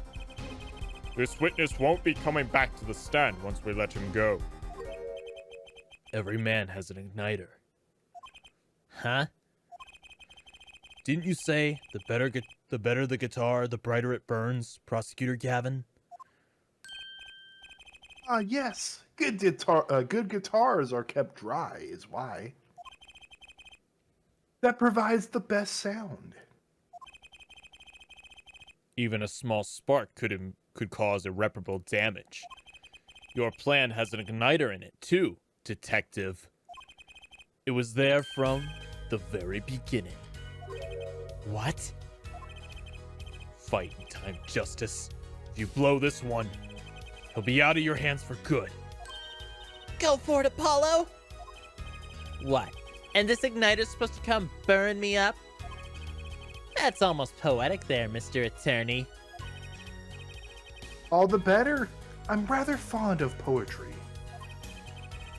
And I intend to hear this one through to the very end. Her forehead. You are accusing this man, Darien Crescend, of 2 crimes. The murder of Mr. Lataus and the smuggling of a Barganian cocoon. This is your last chance to prove your case. This trial has already run on for too long. Mr. Justice, this will be my last warning. The moment this igniter of yours turns out to be a dud is the moment this cross-examination ends. Understood? Yes, Your Honor. Then let's have it. Show us the basis for these accusations against Darien Crescend. Okay, this is really my last chance. The key that will take apart Darien Crescend's plan is calling a witness. Your igniter isn't a piece of evidence. Huh? So what is? It is true that I couldn't show decisive evidence, but perhaps what I need to prove my case was something else. You mean a witness? Proving his guilt is a tall order, but I've got just the person to do it. Very well, Mr. Justice. Who is this person that can prove Darien Crescend's guilt? You have one last chance. However, we're only taking about a fifth of your health bar if you mess this up. The one person who can prove Darien Crescend's guilt is the defendant, Maki Tobey! Your client? Again? Maki Tobey was an accomplice of the cocoon smuggling plot. Without him, Darien Crescend could not have gotten the cocoon. Furthermore, he can easily prove that the one who plotted to smuggle that cocoon is the real criminal in this case. How so? Would require just one of the very cocoons Mr. Lataus was looking for. With the cooperation of the Republic of Borginia, we could burn a cocoon. The burnt cocoon would leave a particle residue, or a particular residue. A residue we would no doubt also find inside the burnt out guitar. Aha! Very scientific of you. Thus, if Maki Tobey acknowledges his agreement with Darien Crescend concerning the attempted smuggling of Borginian cocoon, the case is solved.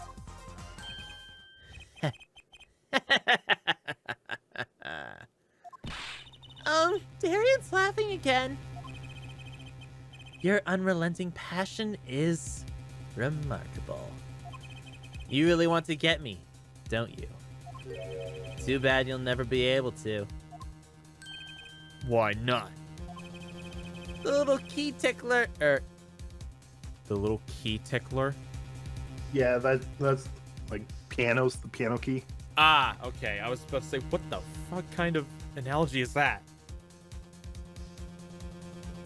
The little key tickler won't acknowledge anything. Especially not anything to do with cocoon smuggling. What's this all about? Taking a cocoon out of the country means death. Ah, crap. Right. By Borginian law. Oh, we're, yeah, okay.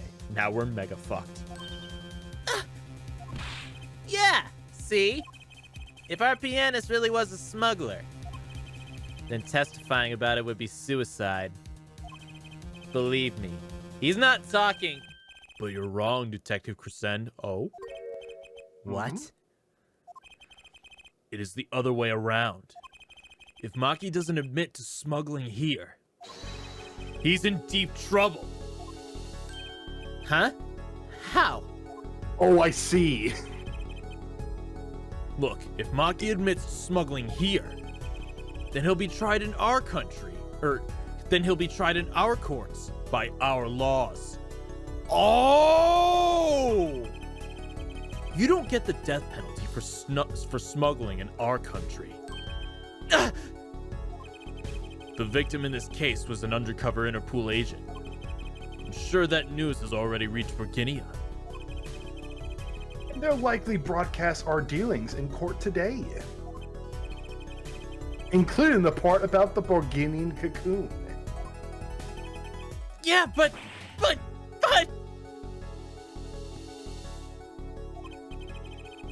But if Maki doesn't admit to smuggling now, he'll eventually be picked up by the Borginian police. And it's not like he's in any danger in our courts. We're not going to find him guilty of murder here. Not now. Yeah, but... You can't do this! You can't accuse me! Maybe the law doesn't allow it. But who's going to think you're really innocent after hearing this trial? The same goes for Maki Tobey. Ah! The cocoon smuggling, your entire plan. Maki Tobey knows everything. There's only one way out for it. And that's to acknowledge his own crime. The crime of cocoon smuggling. Out of context, that is so weird. What, he's still got something? Don't worry there. Oh, no, he doesn't. Oh, he's cracking. I'll get you out of the country. I'll set you up someplace. A hidden mansion? Real nice. You want a house made of cookies? Or no, house made of pianos? Come on.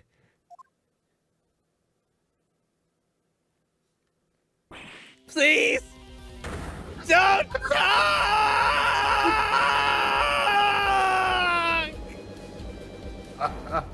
There it is. That was a weird breakdown. Damn. He's a rock star. Of course he has a headbanger. He headbangs. Makes sense. Carrie Ann. I consider that my last session with you. We rocked. I'm guessing we can treat that outburst as a confession.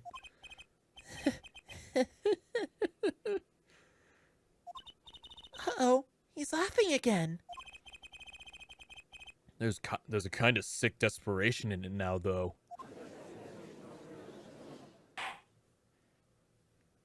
Break down in C sharp.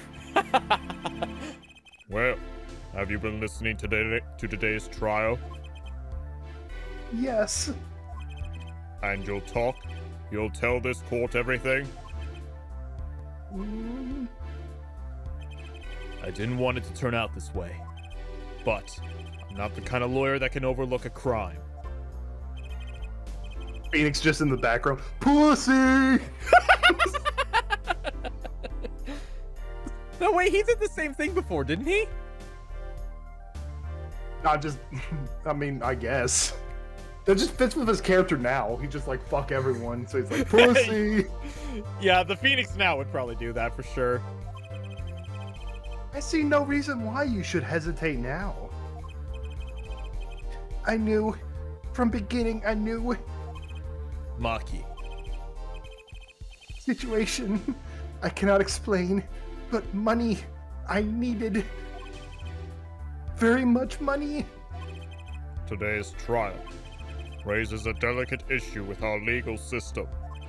The only thing definite in Definitive in law was. the only thing is- definitive in law is evidence. This is the golden rule. However, It has become apparent that not all things can be tried by the standard. should another case of this sort surface, we may have to consider an alternative system by which to administer justice. Anyway, Mr. Makitobe, There you go, Judge. See, he's admitting that there might be a problem, and he's like, you know, we have to look into this later. Mm-hmm. What else can you do? Yes? I promise you will receive a fair trial by the laws of our country. And with regards to the current charges of the murder of Mr. Litthouse, this court is prepared to announce a verdict. Oh. I have eyes. I thank you. I only lie, but you see truth. You find truth. That's our job. Very well. This court finds the defendant, Makitobe, not guilty. Yay! Woo! Woohoo! Court is adjourned. Dang, that took us 2 hours. Holy crap. I wonder what'll happen to Maki. Probably a Cases in couple this game years are in pretty. jail. The cases in this game are pretty long. Yeah. Well, the gamer donated 1 lemon. Thank you. Well, he did smuggle a cocoon out of Borginia. I guess there'll be another trial here. Oh, this has got to be Phoenix. Oh, Shadow with an ice cream. Thank you. All's well that ends well. Hey, Phoenix. He's like, you're still a pussy. Pigmaster with 2 ice creams and Linkton with 3. Thank you. Daddy! I owe you both my thanks. Lemure? My, is something wrong? I'm sorry. Maki was your partner on stage. Your friend. Yes, I thought of him as my own son. Even How now. old is Maki? He's like 14, I think. Yeah, he's 14. 14. Okay, so he'll get juvenile. He'll probably get like a couple years in juvie. That's not bad. Oh, it's Shadow with a diamond. I've been keeping up with... no, I haven't. I stopped watching him a long time ago. Even now I do. Yet, something got a hold of him. Something evil. I see that. And he must pay for what he has done. Is that not how it should be? I'm still sorry. Do not be sorry. You have given me courage. Courage? I am considering an eye operation. What? Basic. It was my suggestion, actually. You mean you'll be able to see again? It's funny. I've always been afraid of the light. Light seems so harsh, so unforgiving. According to the doctor, Lamior lost her sight due to some kind of accident. An accident? As you know, I suffer from amnesia. I feared that if I could see, perhaps it would open my eyes to the truth I have been running from. I was scared. You know what changed her mind? Hearing your defense in there today. She could feel your gaze, unwavering, always looking straight at the truth. If the light returns to my eyes, I think I will take up painting. Painting? That's right. She's the landscape painter in sound, after all. I will paint the two of you, I promise. I want to see that. Woohoo! I can't wait, Lamior! I owe you my thanks too, Apollo. Thanks, Mr. Wright, but what for? You reminded me of what I needed to hurry. You reminded me I need to hurry things along. On my secret mission, that is. Oh? Right, your secret mission. I'm gonna be the next Unabomber. I don't know what Unabomber is, so I'm sorry, I don't get the joke. It's okay. Apollo, Trucy, I hope that we will meet again someday soon. You bet! Me too! So, like a ballad, the trial flowed on until it came to the end. Thanks to the trial, the guitar's serenade was a huge hit. Prosecutor Gavin's even more dazzling to look at now. But there's something I want to say to that guy. Next time you write a ballad, Have them catch the killer at the end.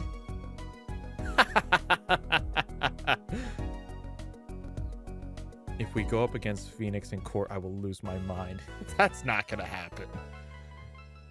It would be Imagine the interesting, amount though. of bullshit you have to pull on them to actually get a win. What do you think? Can we get the investigation done for episode 4? I think we might get at least the first part. Yeah, the first day, the murder that's gonna happen, because you know everything's a murder with these games. Before we do, however, I'm gonna run downstairs and get myself a top up on my water. I shall return. All right, cool. Cool.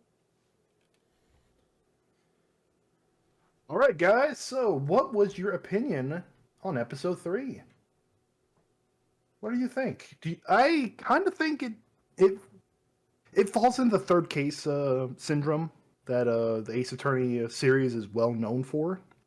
But in the grand scheme of things, it's kind of middle of the road. I think it's like a solid 5.5 out of 10 if I had to give it a rating. Although those rating systems, I don't really deal with that too much.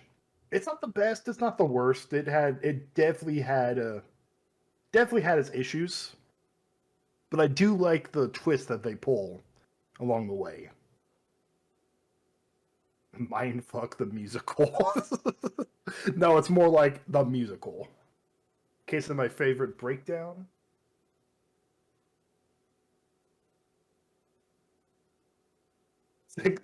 Seven point 7.8 out of 10, too much cutscene. That was my least favorite case out of all the games so far. It's worse than the third one and the second game. Damn. I'm trying to remember what the third... Oh, you think that's worse than Big Top? I don't know. Big Top had one of the biggest suspension of disbelief of the entire series. Basically, the whole premise of Big Top was just setting up the return of Edgeworth. That was all it is. I'm still a firm believer that's the worst case of the trilogy, and thus far. Like, to be fair, I've only played 1, 2, and 3. The amount of times that one cutscene was used, I know, right? I mean, it was a cool cutscene, and the premise of this case is a really interesting one. I do like the whole idea of like how the song was incorporated throughout all parts of the game. Pretty much how it kind of started as oh, this is a blueprint of the crime spree. Oh, this is like finding out more about the kill. Is that Siejax? Is he back? No, I don't think so. Not yet.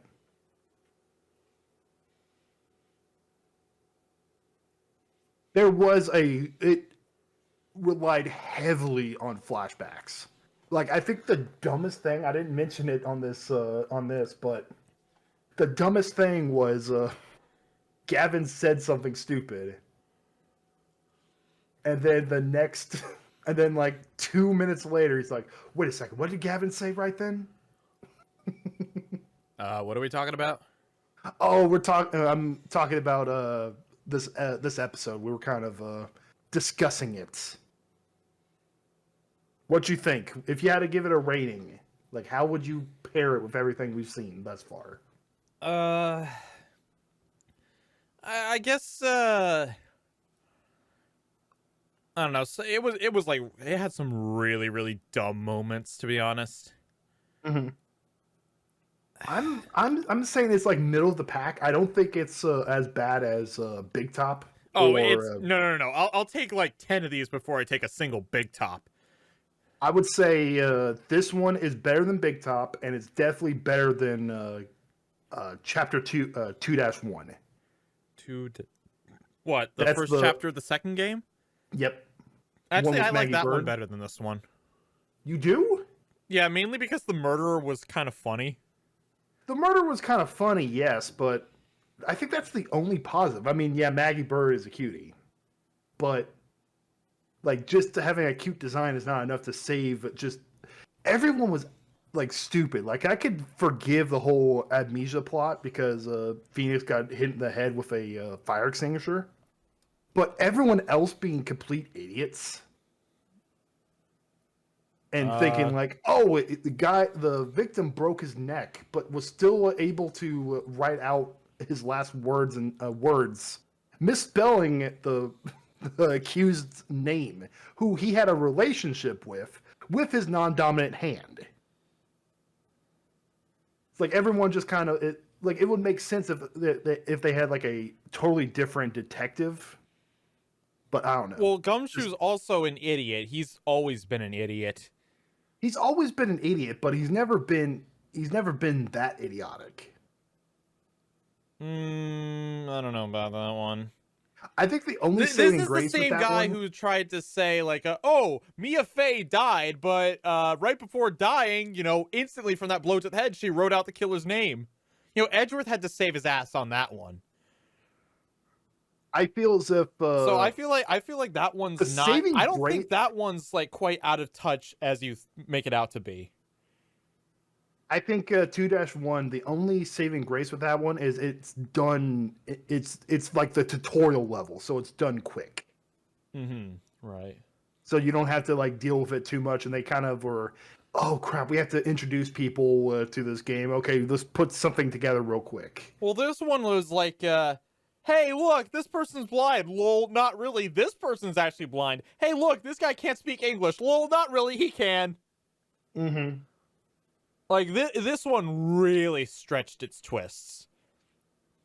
I like this one kind of seemed like they had a premise. It's a really interesting premise, but they tried a little too hard to tie everything to that premise. It just seemed half-baked.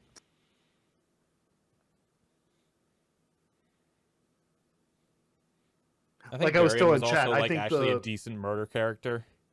Who was the decent murder character? Darian. Yeah, I definitely like him. I definitely like him. You could definitely see the motive. You can see the motive, and like he handled himself really well. Like most murderers, like he was under pressure and he actually was able to hold himself together pretty well. That's why I love Whereas it like when Mr. this series... White would like scream in the middle of the court, or fucking Frank Saw It would throw his wig at Phoenix. Mm-hmm. Yeah, and that's the thing why I like Gant as a villain so much, because it seems like those connected with the police department that were villains, they know how to like pull strings and they know how to withstand the pressure. Yeah, they're a challenge. Mm-hmm. I do like the challenge of him. He is a good villain. Like nothing wrong with Darian himself. All right. So anyway, shall we move on to episode 4, Turnabout Secession? Yeah. One more thing too. I think Darian's way better than the villain of Case 2.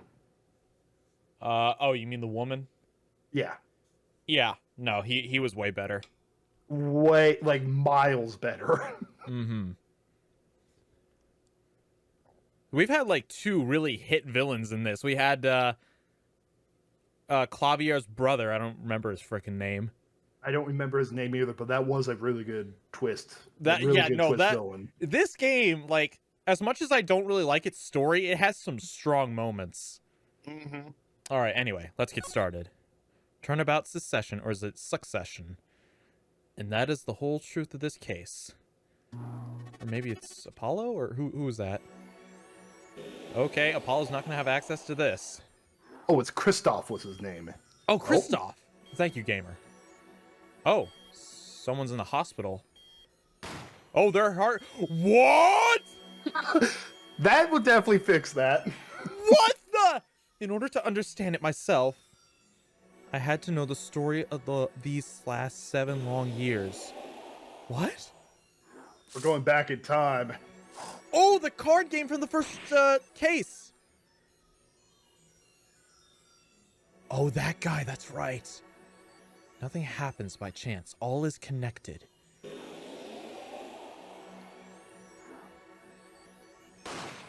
Oh. Okay, so the gunfire... Trucy! No, wait, that's not Trucy, is it? Please don't be Trucy! If it was 7 And years now- ago, though. You stand You won't ready be to that begin tall. the final chapter of your story. Wait, was that Trucy's father? Who are you?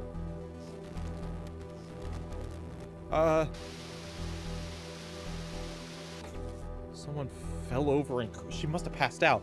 Will the defendant be found guilty or innocent? The decision is yours. Christoph! Aw, you smug bastard. What did you do? Huh? Okay. Hey, Apollo, look! On TV! Look! You want one of my favorite things about Ace Attorney? It sounds like a complaint, but I'm saying it as like sincere. What? The intro cutscenes are always, look at how evil, like this is the evil of the world. And then not even 5 seconds later, cheerful music and it's your companion talking about like something cute. Yeah, it makes sense. It's supposed to make you think like, what the effing F is going on right now? Because it wants you to keep playing. Maya's just like, hey Nick, I'm gonna paraglide. It's like, no, please don't. We don't have insurance. I'm gonna do it anyway. Yeah, I'm kind of busy. Whoa, look at that! He's the last Gramier. Amazing. He's the last Gramier, all right. Amazing. Right, Oh, he's back. what was his name? Yellow guy? I don't know. I Man forgot in the his yellow name. hat, Gramier. We'll just call him George. But George was the name of the monkey. Well, alright, whatever. Apollo, you should be watching this. Ow! Ow! Ow! What? What? I was writing about our last case in my journal. Players are supposed to write things in records, Apollo, not journals. And why now? That case was 3 months ago. Hey, it's a long story. I did a lot, you know. want to vacuum pack the feel of the moment for later. Right now, I'm wowing the crowd by figuring out how Lamior disappeared. Huh? Canon that all this happened on October 7th because Apollo's writing everything, like everything in the back, like chapters 1 through 3. All Valent. flashbacks. That was his name, Valent. So wait, Lamior disappeared? That's right. Uncle Valent did that. Oh, they're talking about the magic trick. But you're missing him on TV right now. I was just getting to the good part. I suppose I should watch a little TV with her. After all, her father's expecting me to look after her while he's away. What you're seeing now is the rehearsal for the greatest magic show on Earth. Happening right here at our very own Sunshine Coliseum. Oh, that place again? The Sunshine Coliseum? Hey, that's where the Gaviniers concert was. Only 3 more days until miracles happen here, right before your unbelieving eyes. The legendary Troupe Gravinier is performing for the first time in 7 years. Huh. Oh, this must be an old poster of theirs. Maybe. Okay, well, I have a feeling we know who's Trucy's parents are. Yeah, I think so. That's going to be great. I'm so there. You and Daddy are coming too. The legendary Grammiers. If Trucy's real father was still alive, he'd be on that stage performing miracles. I've got the tickets and everything. Here's yours, Apollo. She used Phoenix's ramen money for that. Oh. Ah. You were here, working hard or hardly working. It's gotta be Phoenix. Yep. There he is. Hey, how have you been? Hi there, stranger. Not exactly the kind of greeting I'd want to hear from my own kid. Though he has been gone a long time. How goes it, Trucy? Here, got a present for you. Yay! Pudding! I love pudding. Oh, it's farm fresh. And not just one pudding, but 3 whole cups. I'll have to pace myself. Well, I'm beat. That's right, Daddy. You're on a top secret mission. You've got to take it easy with these secrets, you know. How right you are. So, you still can't tell us what your mission is? Maybe it is time. It has something to do with you anyway. Oh? Huh? Uh-huh. With me? Oh, maybe you're getting a top secret mission too. Maybe you can be one of those guys. A spy. Can't I just be a defense attorney? No, Apollo, you're an ace attorney. You can't just be a defense attorney. To be honest, telling you about the mission was my whole reason for coming here today. Ugh. What? Tell me. You've heard about the Jurist system, yes? Jurist system? The jury Jurist system? That's right. The new legal system everyone's talking about. What, so trials are going to be put in front of a jury now? I guess so. Have you heard of it, Apollo? Huh? Maybe. Maybe not. Maybe not as many people are talking about it as I thought. The Jurist system, huh? Alright, let's talk to Phoenix. So, Daddy, what's this Jurist system thing? Well, Trucy, do you know what a jury is? I've heard of it. Isn't that those people who sit in the court, in those old courtroom dramas? The ones who get to decide if a guy's innocent or guilty? Do you know, Apollo? Only from TV. It's 12 people chosen from the community, right? Well, they're thinking about reviving that system. They're calling the new system the Jurist system. No more doing whatever you like, Your Honor. Not quite that harsh. The jurists cooperate with the judge. They help analyze the case from different angles. And there will be only 6 of them under the current proposal, right? Wow, you know your stuff, Apollo. Their findings directly affect the verdict. Hopefully, people will start taking the courts a little more seriously now. Have you ever been selected for jury duty? Say what? Have you ever been selected for jury duty? Almost.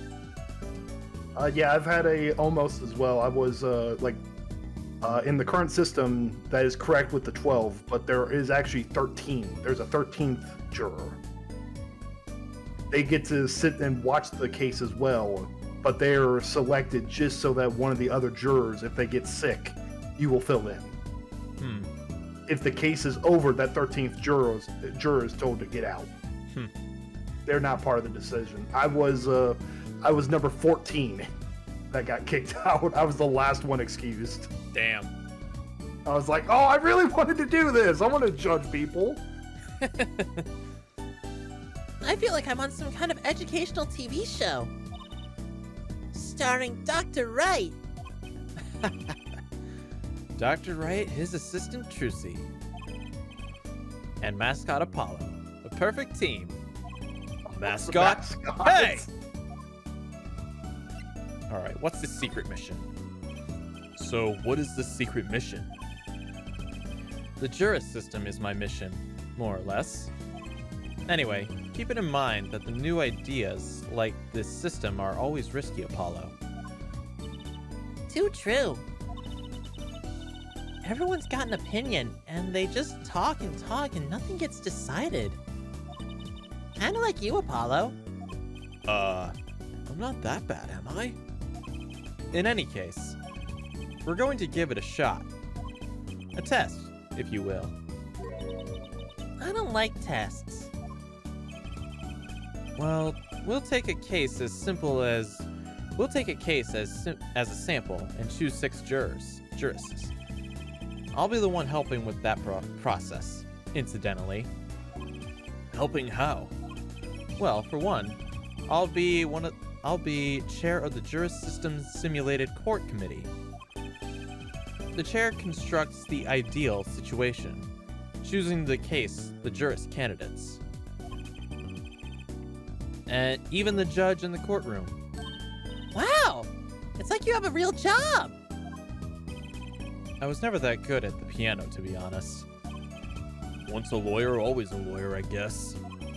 The trial's tomorrow, by the way. Don't miss it. The trial simulation, that is.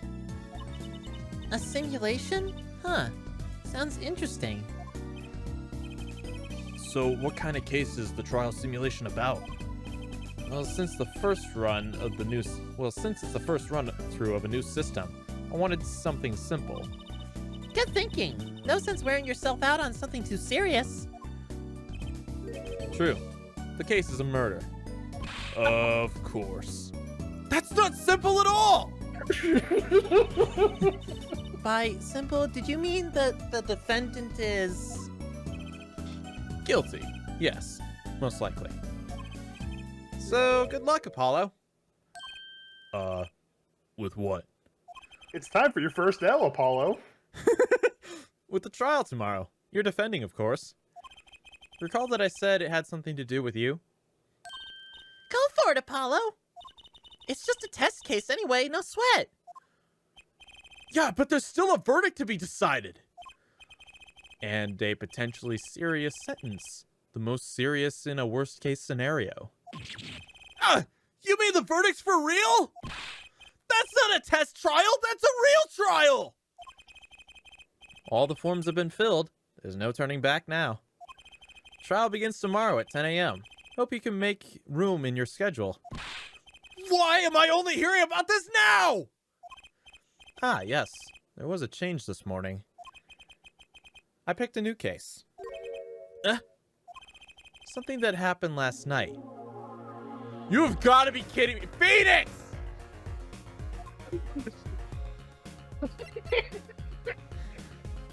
Okay. Acting like this isn't even bad. Hey, Apollo, I know you're all excited about that secret mission. What about this? The Troop Premier Grand Magic Show. Huh? Oh, right. The card tricks. They're not card tricks! They're grand illusions, miracles, Whatever. So what? That's 3 whole days from now. It's at Sunshine Coliseum! Let's go! Let's go today! We can say hi to Uncle Valent! Have fun. What? I can't go by myself! You know I'm not very outgoing! Really? You're like one of the most outgoing people I've seen in this series. You shown your panties to public people, like in public. Okay, As a magic there's show. context to that. They weren't panties she wore, they were a magic trick. Context matters, Zeke. Right. Context makes the funny not as funny. Yeah, well, context is gonna make this, make the difference between an E game and an M game. Why not go with her? But what about the secret mission? Oh, don't worry about that. You'll hear all about it tomorrow, regardless. I don't trust that smile. He knows something that he's not telling me. Yippee! Now you can take me to the Coliseum! Suppose it wouldn't kill me to pop over there. Ah, Cramiere. That reminds me. What's that, Daddy? Isn't that Silk Hat the Gramier seal? Consider it a birthday present, Trucy. Thanks! It's great! But today isn't my birthday. Good point. What day is today, Apollo? Huh? Today? I think it's Recycle Your Plastics Day. Then it's Recycle Your Plastics Present Day. It's the Recycle Your Plastics present. Yippee! So it's plastic!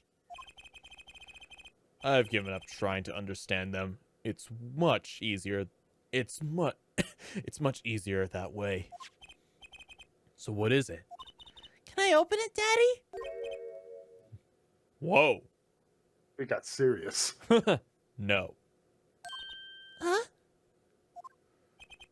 You'll need that envelope someday. Someday soon.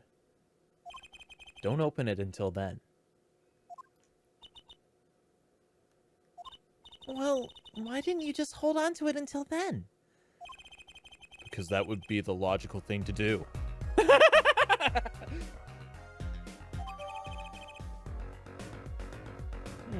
Gramier envelope. An envelope about the Gramieres, huh? Alright, the trial simulation. Alright, so what case are you going to use? You really want to know, don't you? Well, of fucking course I do! Of course I do! I mean, I'm going to be defending, aren't I? If all goes well, then yes, of course. This is just a test. We wanted everyone to start without preconceptions. Oh, we wanted everyone to start without preconceptions. A blank slate, as it were. There's a difference between having a blank slate and just being totally clueless. Whose dumb idea was that anyway? Well, mine. Committee chair, remember? Oh. Well, if you want to know that badly, I suppose. I could give you permission to examine the scene of the crime. Good! That's better. But you can't talk to anyone involved with the case. What? How am I supposed to defend? You let me worry about the details there. Remember, I'm in charge of this trial. All of it. But you don't want it to backfire, do you? Apollo. If I'm in charge of this whole trial, that means the entire affair is my responsibility, for good or for bad. Phoenix is playing chess, and we're the chess pieces. Just do what you can. And don't worry, I know what I'm doing. All right. I recommend going to the detention center. Your client's waiting for you. You can ask about the scene there. But you just said I couldn't talk to anyone involved. Oh, you can talk to your client. If you can get her to talk. So it's a her. Well, time's a wasting. Okay. Let's go to the detention center. All right, let's see who we got.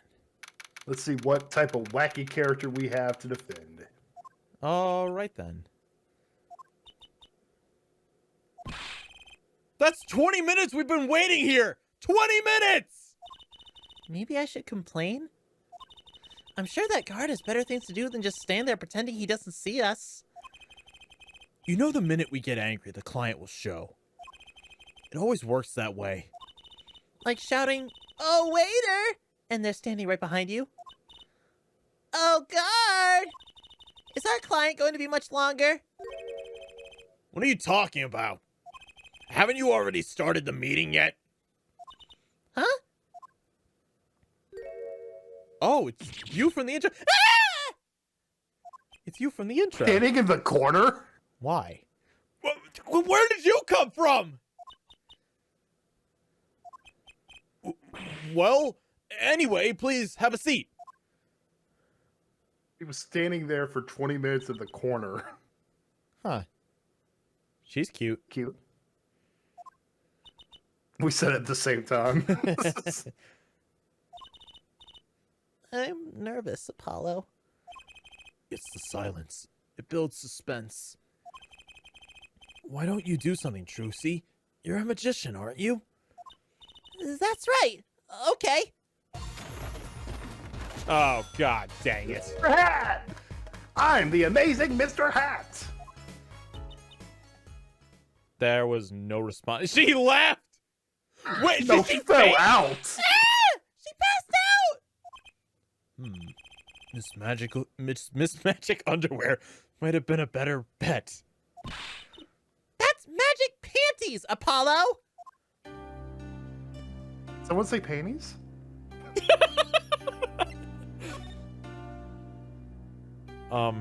Introductions. Hi. Well, I'm your defense. I really think it has to be fate, you know? By fate, I mean destiny. Did you know I'm good with astrology? Tell me, what's your sign? What are you? I was trying to pick her up. What are you, Apollo? A woman with daddy issues? Drop the fucking bullshit fucking astrology. You know, when you don't take it seriously, astrology is pretty cool. Yeah, it's a fun little game, but some people, especially like women with daddy issues, take it way too seriously. I can tell you mine, if you'd like, Apollo. No, never mind. I just got carried away there. I seem destined to get difficult clients, it seems. Actually, now that I think about it, Apollo's had like way harder clients than Phoenix has had in his games. Yeah, that's completely true. Okay, so Apollo had to defend somebody like a gangster who looked guilty no matter how you looked at him. That was a fun time for him. He had to talk to somebody who could barely speak English and was pretending to be blind. And now he's got this. Mm-hmm. So what's your name? Oh, not to mention the fact that he had to, put charges against his own boss. Right? Uno reversed. He had to defend Phoenix Wright as well. Yeah. Oh, right. I'm supposed to introduce myself first. I'm Apollo Justice. Lady, if you don't start talking to me, this is gonna be a very short trial. And He's I'm the easiest Trucy character Wright. to voice act yet. I know. This is getting us nowhere fast. The case. Hey, I know. Maybe you can tell us what happened. I'm your defense attorney, after all. What is wrong with you? Talk to us! Anything out of the ordinary happened lately? Well, the other day, this tourist from out of town stopped to ask me directions. Later, Trucy. I feel like I need to ask directions myself here. That was fruitless.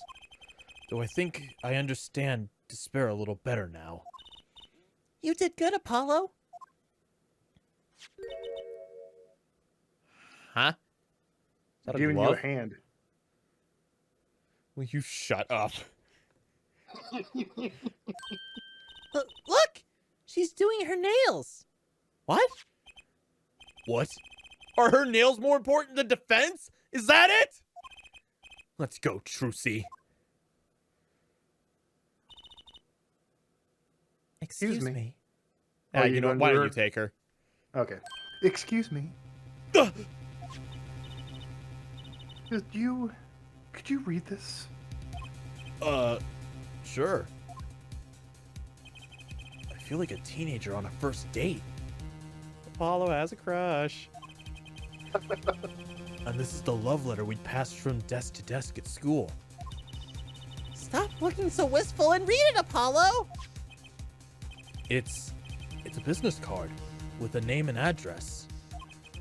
The name is Vera Miss Ham. Vera Miss Ham.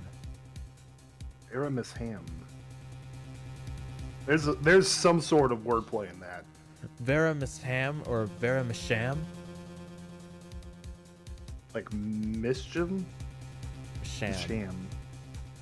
Vera Misham. Vera Misham.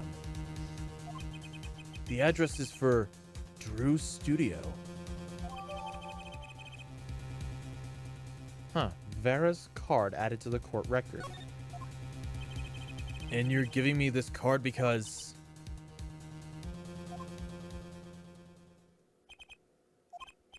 Well, looks like we're finished here. I wonder if Drew's studio is the scene of the crime. Let's go find out. Very Okay, well. this one's starting off weird. Yeah. Okay, as I thought it said. Okay, there's body tape on the ground. Anyway, to finish my first sentence, it's an art studio of some kind. That's what I figured. And look, the palette is also has the body tape on the painting right there. Oh my god, there's tape. Oh my. Wow. Wow. This looks like. It looks like a studio. It's like life imitating art. Or maybe it's the other way around? But the tape on the ground there, it's a bit jarring. Yeah. Looks like we found our crime scene. Should a teenage girl really be in this kind of atmosphere? I don't know. Apollo, look at all those paintings.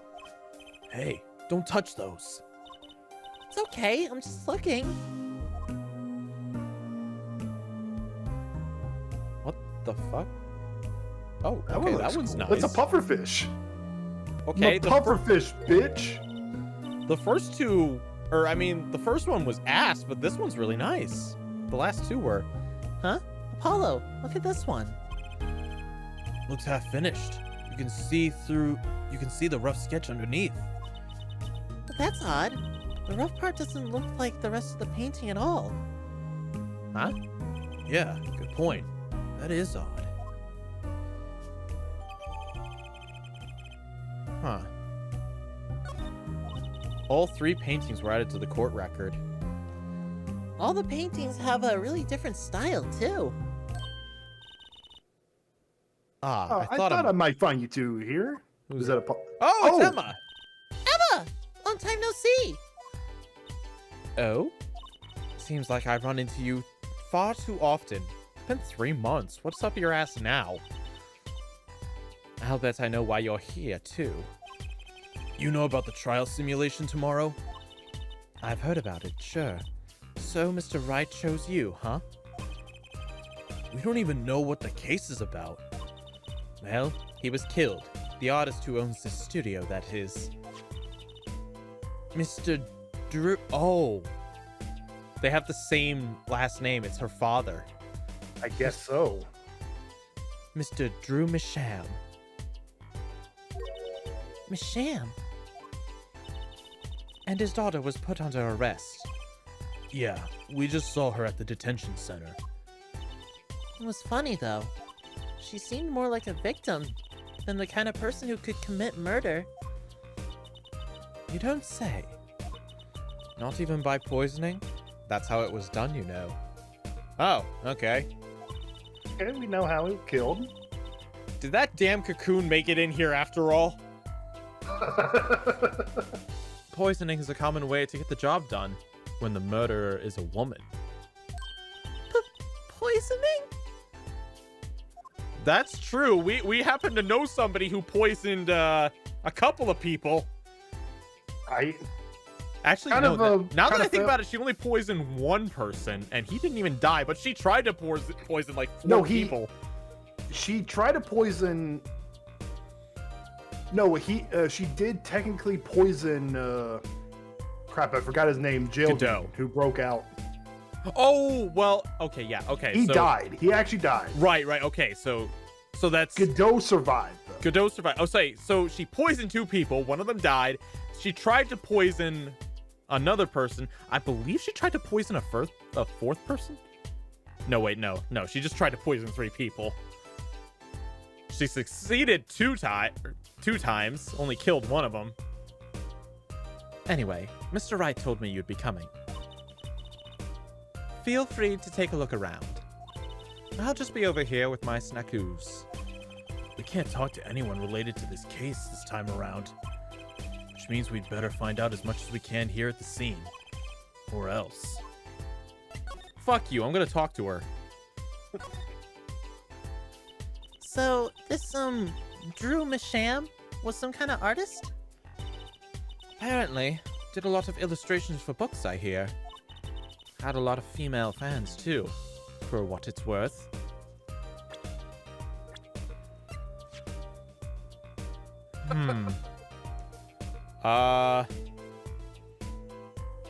Okay.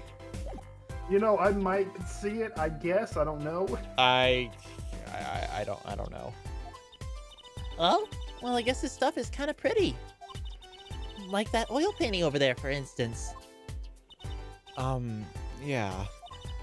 That wasn't one of his illustrations, actually. Huh? So it was a standalone painting or something? Is that what she means? He was an odd bird, Miss Sham. Hadn't shown his face to anyone until the end. What do you mean, to anyone? He was always locked up here in the studio, apparently. His only connection to the outside world was through letters he'd put in that letterbox over there. Letters? Do people still write letters? What do you mean, Apollo? I mean, when was the last time you wrote a real letter? Don't most people use email and stuff these days? Not Mr. Misham. Couldn't stand technology, it seemed. He did everything by mail. Maybe... I just noticed a painting in the back. Do you see it behind that counter? Behind that dresser? Yeah, I do. Let's take a look at that when we can. Maybe Okay. he thought that was more artistic? You know.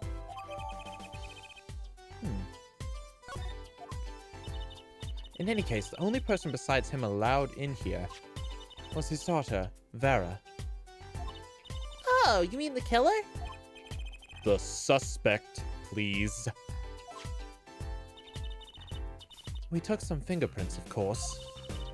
The only ones found in the room were Mr. Misham's and Vera's, basically. Basically. Actually, last night, Mr. Misham gave an interview to a reporter for the first time. It happened during the interview, apparently. His first interview ever? Could you tell us a bit more about what happened the night of the murder? Interesting. So this woman, Vera, she's Mr. Misham's daughter, right? Yep. A real sickly girl, ever since she was little. Hardly ever went outside.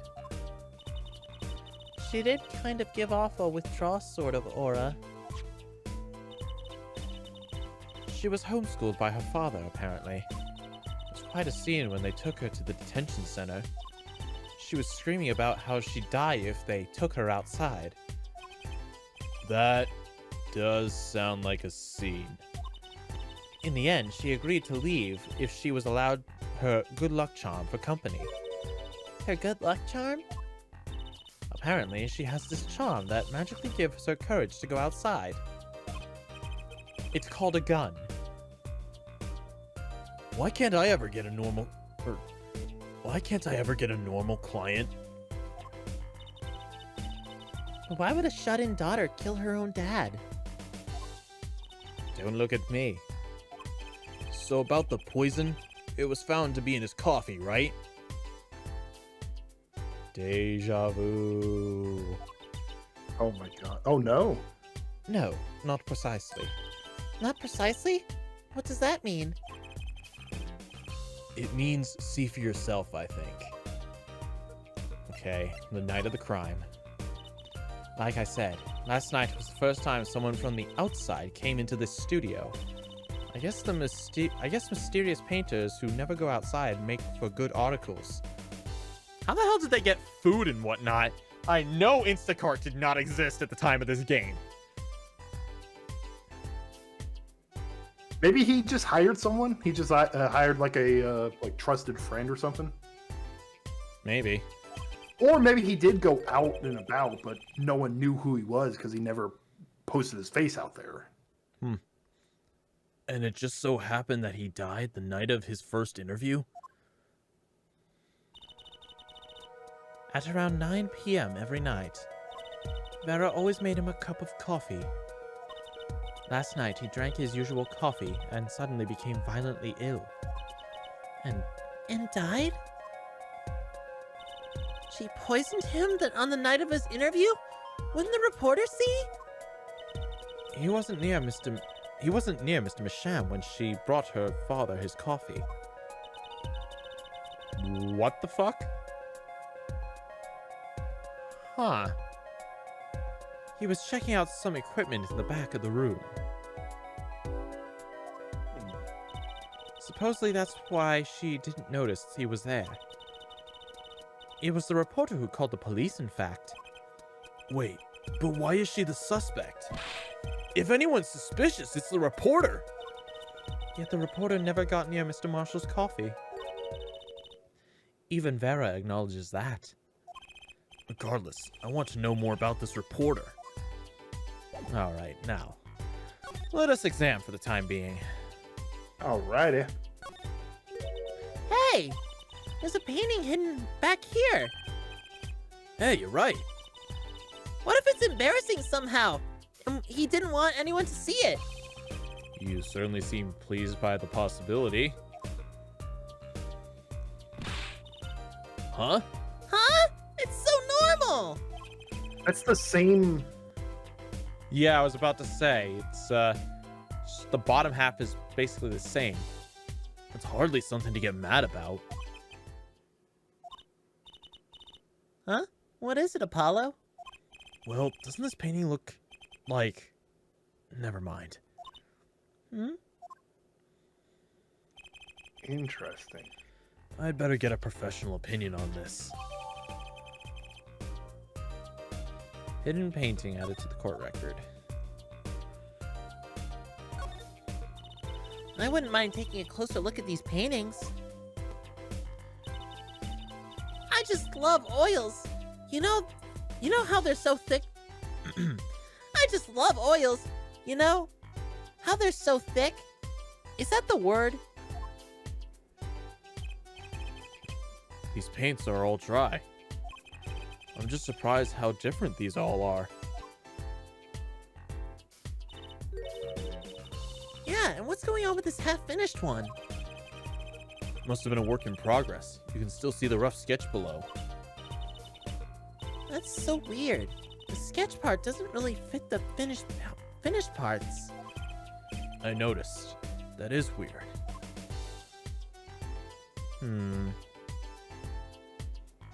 The coffee. Ah, that's the victim's coffee mug. Aha! So the poison was in here. This is my first time seeing a real poison coffee mug. I would hope so. Poisoned coffee? Not exactly, actually. What do you mean? No traces of poison were found in the coffee. What? You'll have to figure out the rest for yourself. I'm officially not on your side after all. So it wasn't Dahlia. Damn it. That would have made this a whole lot easier, but okay. That's how we're doing it. Anyway, what's going on with the science lab over here?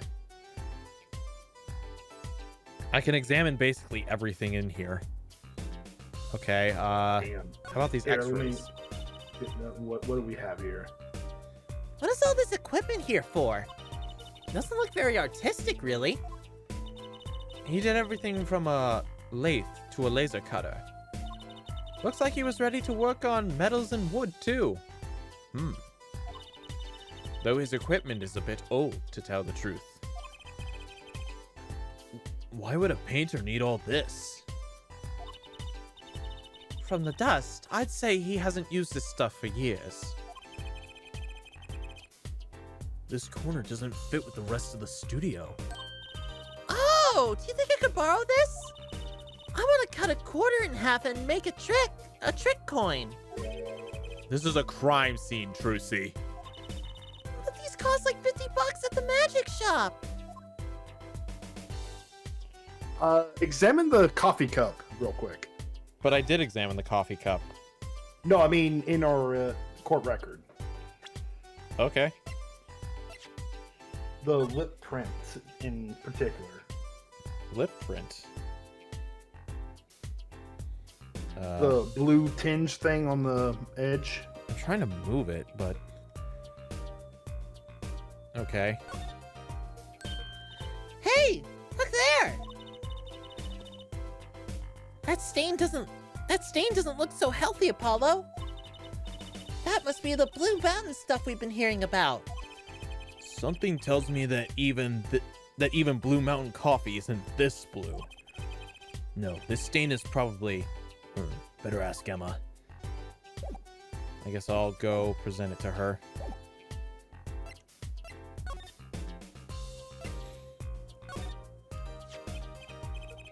Emma, about this mug. There's a pale blue, residue on the rim. Well, yes, it's just a rumor. But I've heard there's a kind of coffee called Blue Mountain. I'm pretty sure it isn't actually blue, Emma. Ah, right. Okay, you got me. That's left over from my testing spray. Forensic science! I knew your hobby was behind this somehow, Emma. It's not a hobby! So what kind of scientific stuff were you up to? This spray, that's what. It turns blue when it touches poison. Ooh. So the poison was on the mug, not in the coffee. Interesting. So the poison that killed the victim was on this mug? That's right. See? It wasn't in the coffee. The killer applied it to the rim of the mug itself. Wow, science is amazing. It certainly is helpful. Maybe Emma would be willing to help us out a bit more. You shouldn't try buttering her up, Apollo. They say flattery will get you everywhere. It's certainly worth talking to her a bit more. All right, let's talk to her about forensic science. Oh, yeah, she'll squeal on this one. She loves talking about science. I bet Emma could help us out here. Don't forget, flattery will get you everywhere with her, Apollo. Huh? What are you two whispering about? Well, I was thinking. I mean, what is it we always do when we run into you at a crime scene? What is it we always do, scientifically? Ah, you know me too well. Okay. Okay!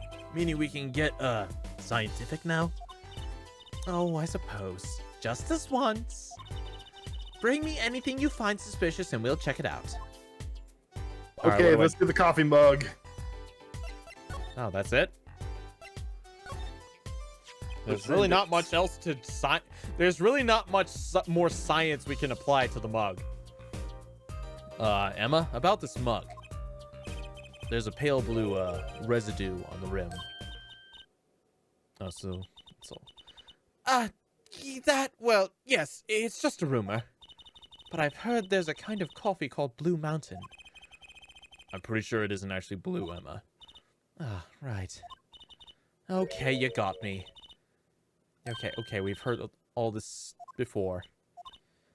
Hobby, scientific stuff, the spray.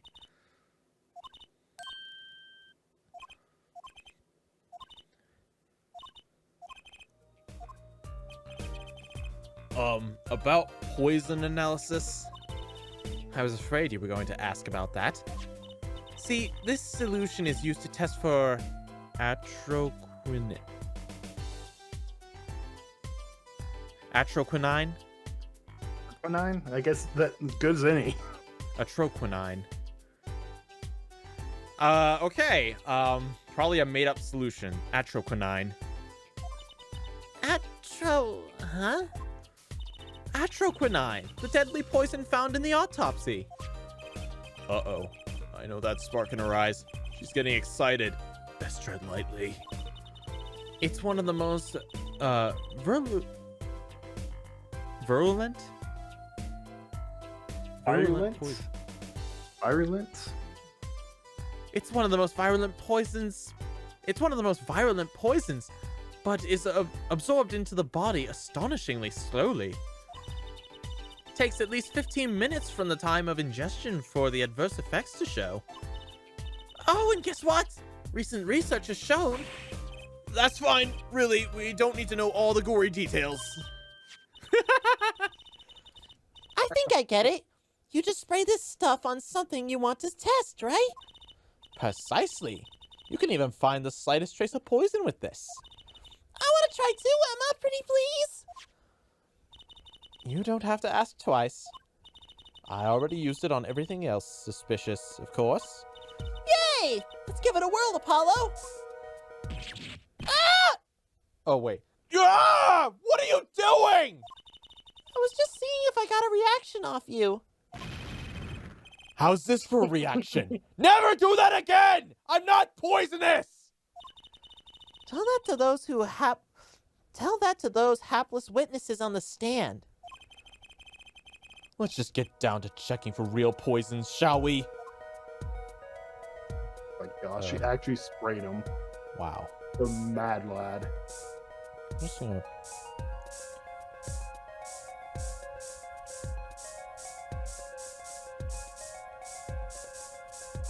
Okay, there is nothing on this side of the screen.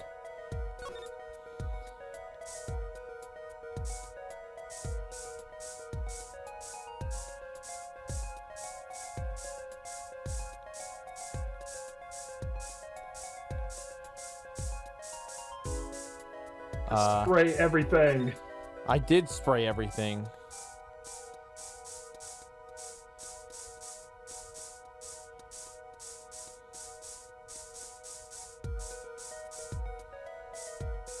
I'm not finding anything.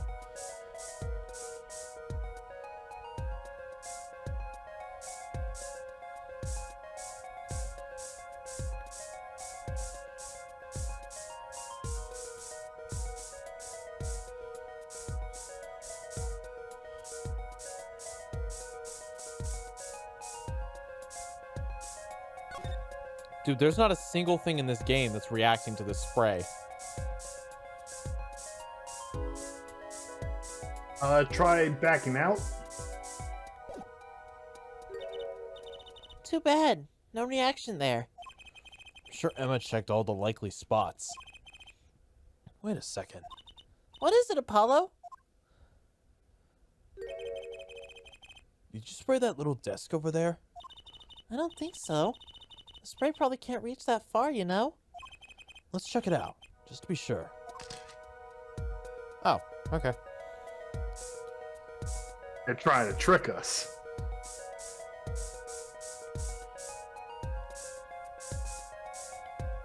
Oh!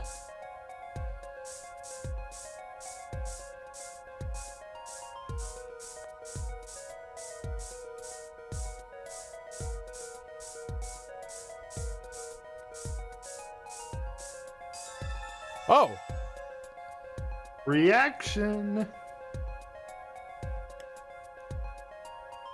Yes, game? Ah! A reaction, Apollo! Ah! Where? The inside of that cute little frame. Look! Well, would you look at that? Nice going, Trucy. I'm known to work magic. Never mind that. I was the one who found it. Tiny frame. Why would the inside of that frame have poison on it? Looks like we found the only other place that was poisoned in any case. All right, there's one more thing on that desk we need to. So examine that little desk. Let's take a closer look at this desk here. And there should be something suspicious we can take a look at. This envelope has been opened and resealed. Ooh! I know how to do that. You take a pot of boiling water, then be hold the right envelope up to the steam. What? Zeke, did you say something? Zeke? Did I lose him?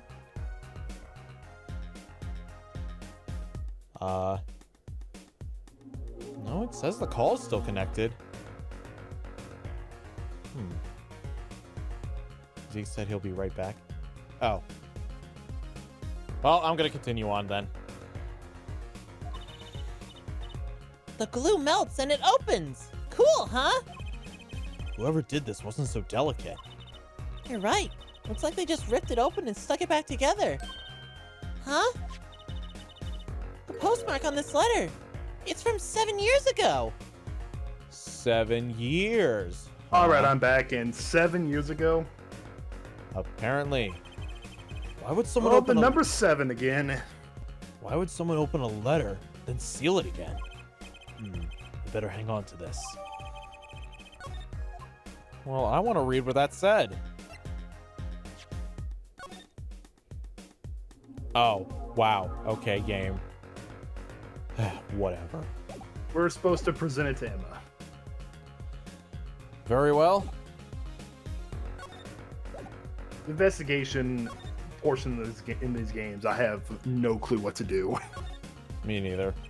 Emma, about this? Oh, that! Yes, that's a bright red envelope. She sure is jumpy. Someone opened this, didn't they? My lips are sealed.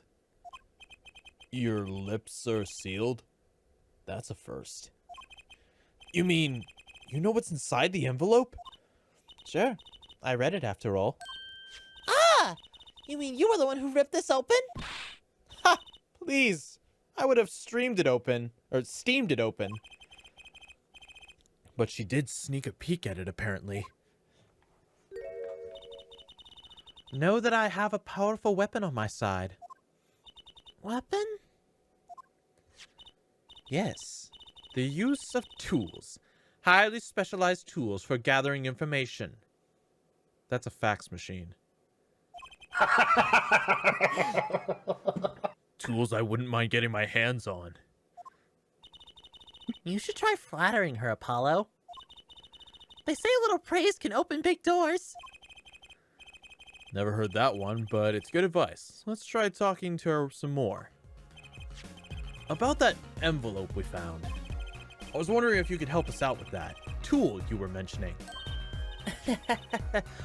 You want to know about my tool, don't you? It's called an X-ray analyzer. X-ray? Like the X-rays you get at the dentist? That's right. At least, that's what I call it. Huh? It has a real name, but it's much more complicated. The X-ray spectralization... something. How am I supposed to remember all that? So basically it lets you see inside things? Like envelopes? That's right. You're sharp, Trucy. But it's a bit more complicated than that. In practice, of course. Actually, to tell the truth, I'm not really sure how it works scientifically. Can I try it out, Emma? Please? Oh, I suppose. Of course, I've already checked out everything suspicious myself. All right, let's give it a spin, Apollo. Yeah! What are you doing? Oh, just seeing if I could see through your hair. But it looks like your head. But it likes your head. But it's like lead. Point that thing anymore, and it might all fall out! Then I wouldn't need an X-rated machine to see through it.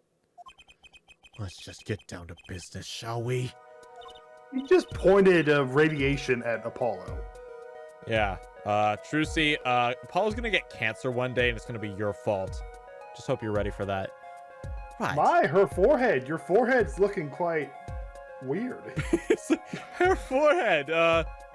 Why does your forehead What? look bigger? Well, let's just say what- I've got about 14 months to live. Oh, I'm so sorry. Yeah, I'm sure you Let's get on trial now. Right, let's test it on a sample first. It just so happens that I have a lottery ticket here. Oh shit, we could cheat the lottery? You sample in the device like so. I don't see anything. Patience, there's no need to get all antsy. Look at the right side of the screen. That's the layer view of the envelope. Layer view? You've got it set to display the outside of the envelope. Now see? Actually, it's quicker to just have you give it a try. Turn the dial there for me, would you? Okay, that's right. That's how you choose what depth you want to scan. Hey, I got something. See? That's how you can read letters on the ticket inside. Cool, huh? Except I can't read them. Just turn the dial a little more. What you have to understand is that a sheet of paper isn't really flat at all. When you zoom in that much, the paper is like a bunch of hills and valleys. Wow, really? This X-ray device uses a beam with a wavelength of only 0.05 microns. It breaks cards down into thin layers so it can only show what's written on that layer. I'm not entirely following you, but what good is it if you can't read anything? That's why we go on to step 2. Try rubbing the image a bit, if you would. The image? You mean rub the screen? Oh, I guess that's me. Yeah, you gotta rub it.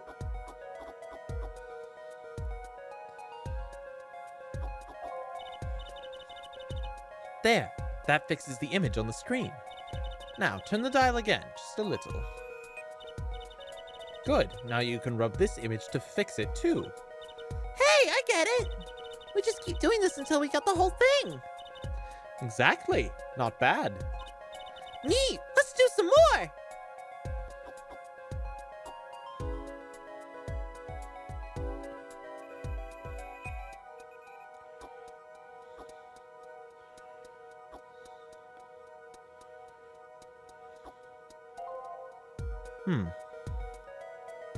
I'm a little delayed. I'm just watching on the screen. I gotcha. It's a loss. Oh, Oh, damn, we lost. It's gonna want me to like fill everything in, I bet. Yeah, probably.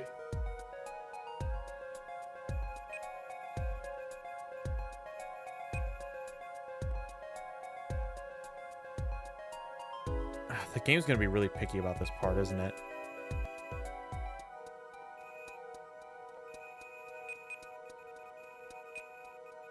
It's gonna be super picky. You have to get it exactly. Oh, this is bullshit. All right, let me go back up to the way top. Oh, okay.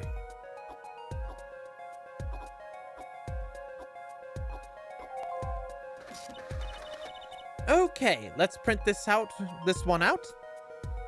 You lose. Haha. Ouch, you lose. At least you know where you stand, eh? Anyway, now you see the true hidden power of my weapon. Neat, huh? Now let's try it out on the real thing, shall we? All right, let's do it. Okay. Okie dokie. Da-da-da-da-da.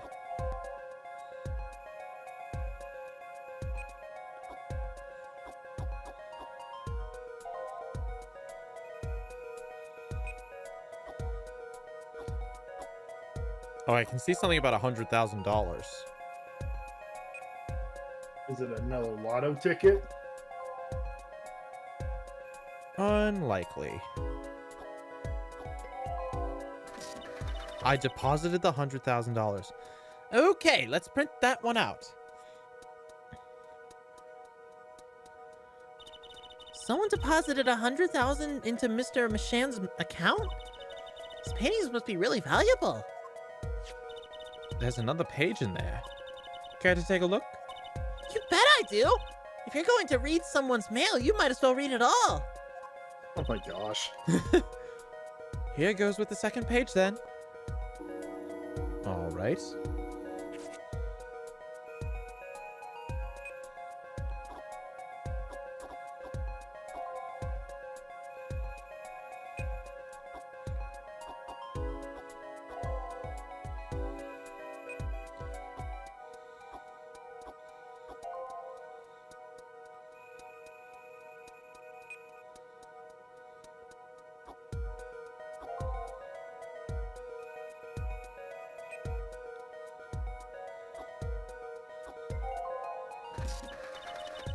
Okay, let's print this one out. Hopefully the court record will let us read it. So it was a letter about payment for one of his paintings? Why all the secrecy, though? And And what? why was this letter the only one in here? It's 7 years old, right? It's true. Maybe it has some special significance to him. Well, Emma? Well, indeed. She knows something she's not telling us. Looks like she's keeping mum about it. Alright, is that all I need from here? So, Emma, I was wondering. I believe so. Oh, good. What's the story about this reporter that came here for a story of the night of the crime? Ah, I'm afraid I can't tell you because he's going to be a witness tomorrow, I hear. I thought so. I'll never forget that face. But what was his name? Oh, right. Brushel. Brushel. Oh my Marshall. gosh, we're getting a paint. We're just getting art references. Yep. You know, now that I think about it, I think this was the first Ace Attorney game that, like, made us meet our witnesses on the stand. Like, that dude, the college student, Mr. Stickler, you didn't see him once until he took the stand. Yeah. I think this is the first Ace Attorney game that has done that. I can't recall that happening in the if in any of the Phoenix Wright games. Yeah, I don't think so. Interesting little note. Brushel. He's after a scoop to sell to the papers. So a reporter comes for an interview with a painter? His first interview ever, and that night he's killed. Seems strange to you? Really strange. It does raise a few questions. I'd like to speak with this reporter if I could. Well, I hear he's out on the beat today, too. He said something about covering a magician. Oh, I know where we're going next. Yeah, we're good. Magician? Well, if it's not Trucy, that leaves only one other person. It wasn't Valent Gramier by any chance, was it? Yeah, something like that. He's got some big show lined up, I hear. So he's out interviewing Valent Gramier? Looks like I'll be heading out to the Coliseum again. Sooner than I thought. Here, I'll give you that reporter's card if you want. Brushel's card. All right, let's move out. Let's go meet Mr. Brushel. Sunshine Coliseum. Woohoo! This is it, Apollo! The place where magic and dreams converge! Just a while ago, it was the place where murder and nightmares converged. Let's go say hi to Uncle Valent. What about the case?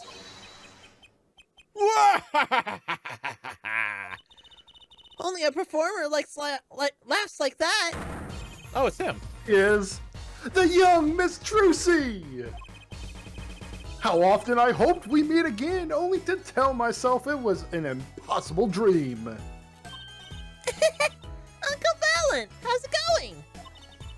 I'm glad to see you too. Of course you are. Humility is definitely not one of his stronger traits. Well, Miss Trucy, how does the day find you? If you're going to give me flowers, do it after the show, I beg you. Actually, we came to wish you good luck. And congratulations on your big magic show.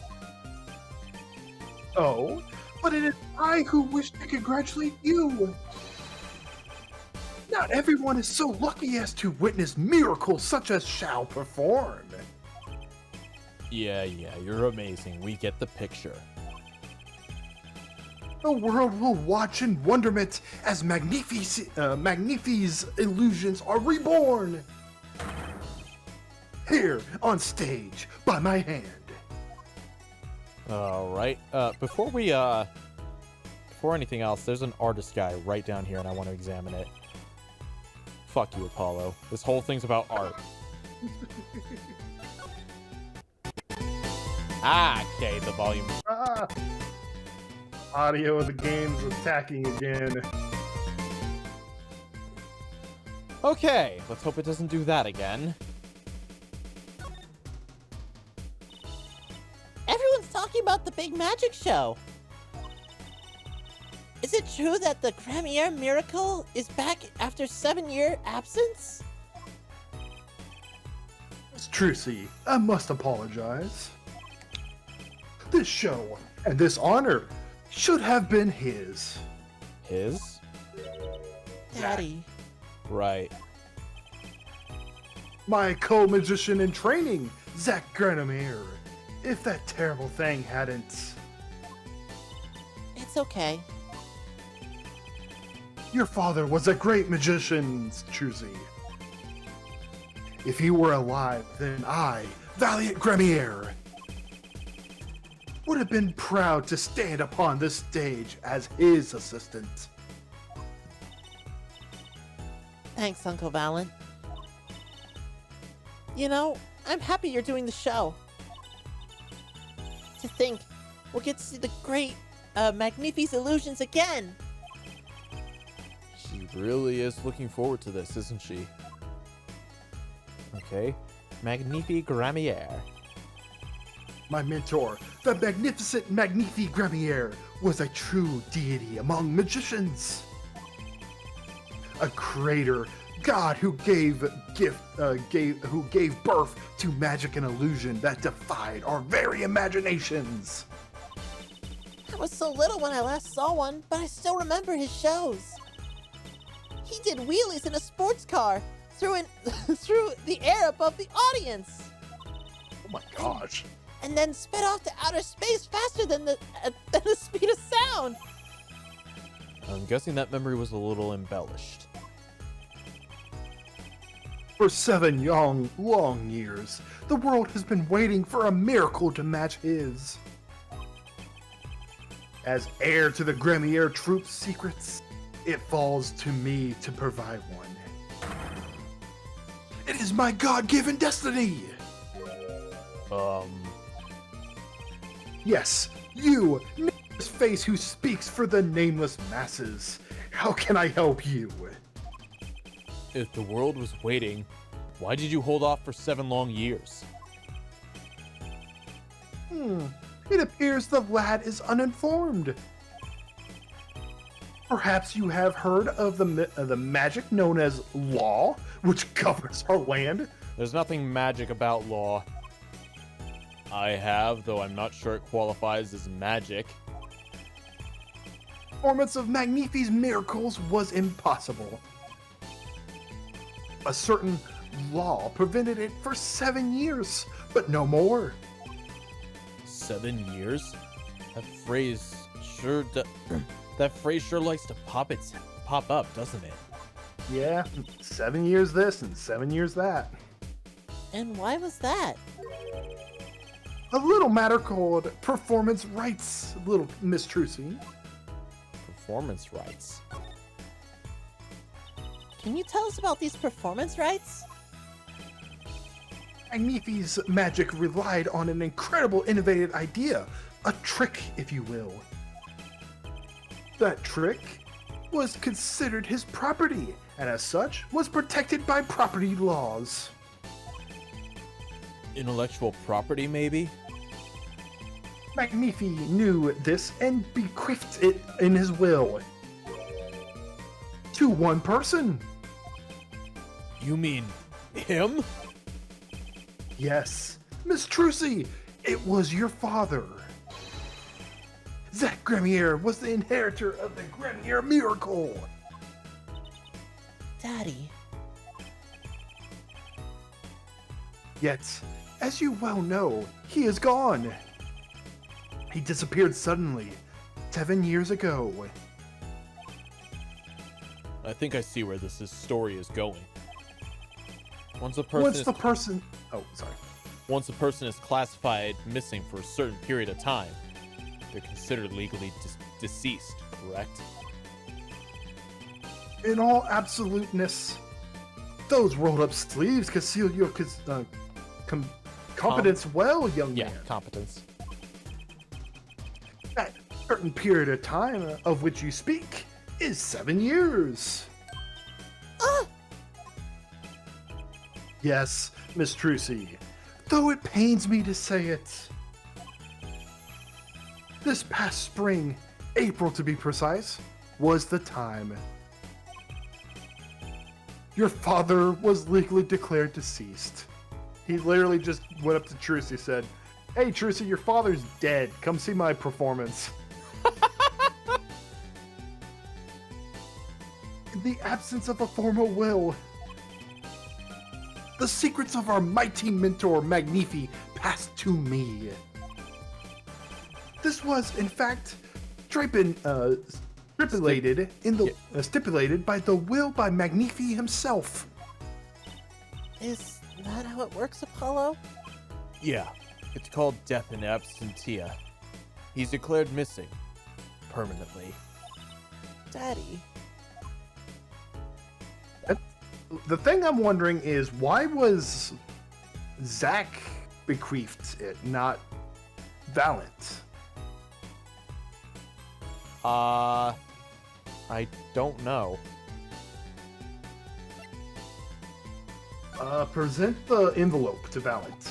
Oh, okay. You know, now that I think about it, we haven't read that yet.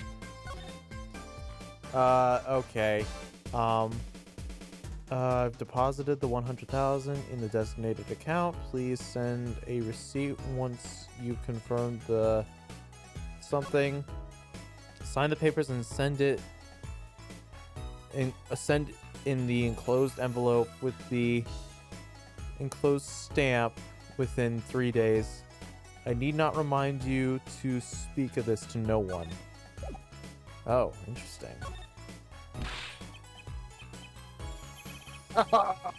Challenge, is it? You want me to make that disappear? Very well, give it to me. Ah, no thanks. Are all magicians like this? Apollo? What was that look just now? I was just thinking how hard it is to get any information out of magicians. Give him the Gremier envelope, not the red one. I was wondering if you could tell me about this. Uh-huh. Why, that bears the Gremier seal.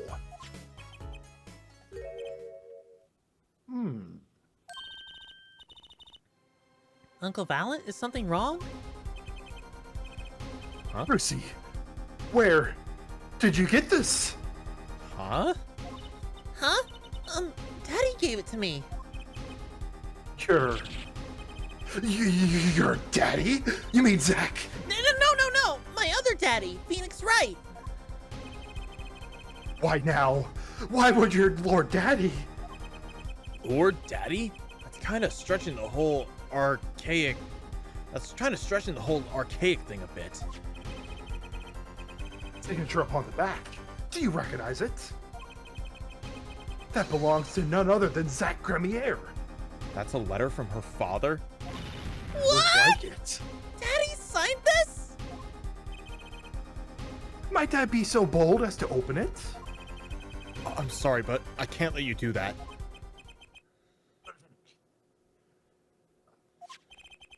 What's in this envelope, I wonder? Okay, present Brussels card. All right.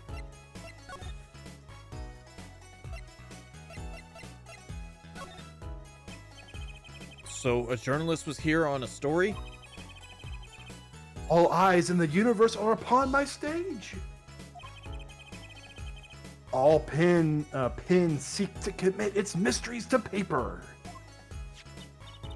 His name was Brushel. Brushel.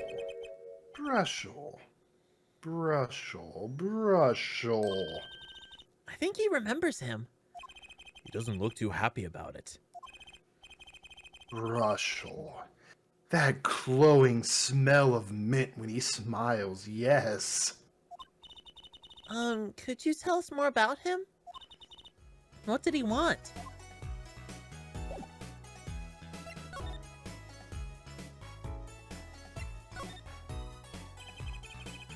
Man by that name called on me just now. Just now. Balance vision is always towards tomorrow. Balance feet steps always forward. That is all. That's all? Very confusing. I am to perform a big magic show, yes? I wanted someone to cover it. Yet, he had ears only for that incident. That incident? In any case, I requested that rapacious reporter remove himself. Rapacious? I don't know. So a painter has died. What of it? It is but a footnote in the footlight compared to the magic of Gremier. Uncle Valen, do you know where that reporter went? I recommend he visit that place popular with penalized Perpetrators. perpetrators. The detention center? He was a rude individual. I see that card. Sure. You would tear apart my respectability. I will tear apart him. Oh, here it comes, Apollo! Uncle Valen's big magic trick! Is he going to fix the card? I'm not sure that qualifies as big magic.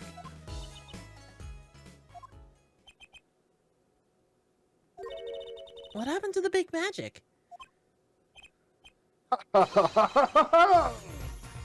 Is it not more miraculous for it to stay ripped?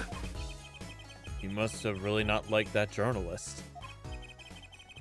Now, the time has come when I must return to make my prestigious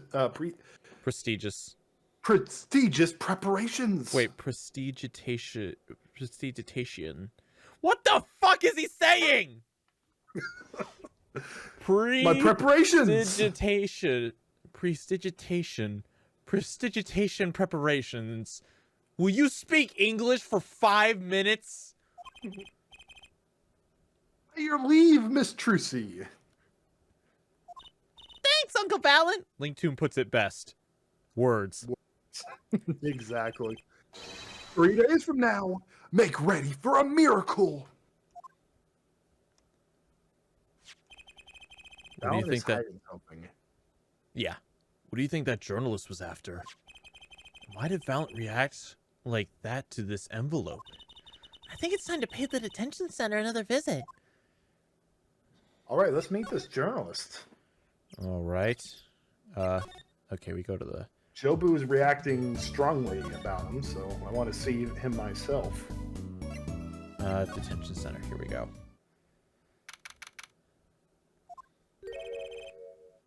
I think I hear what you're saying. We're all doing it for the money. End quote. All right, so this is the journalist. No, no, no, no! Not at all! Looks like someone's already meeting here. Maybe that reporter? What the fuck?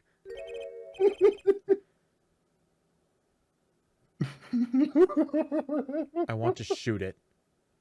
I want to shoot it. You want me to have him, or you want him? Yeah, you take him. I can't do this. Hey there, how you doing? Who might you be?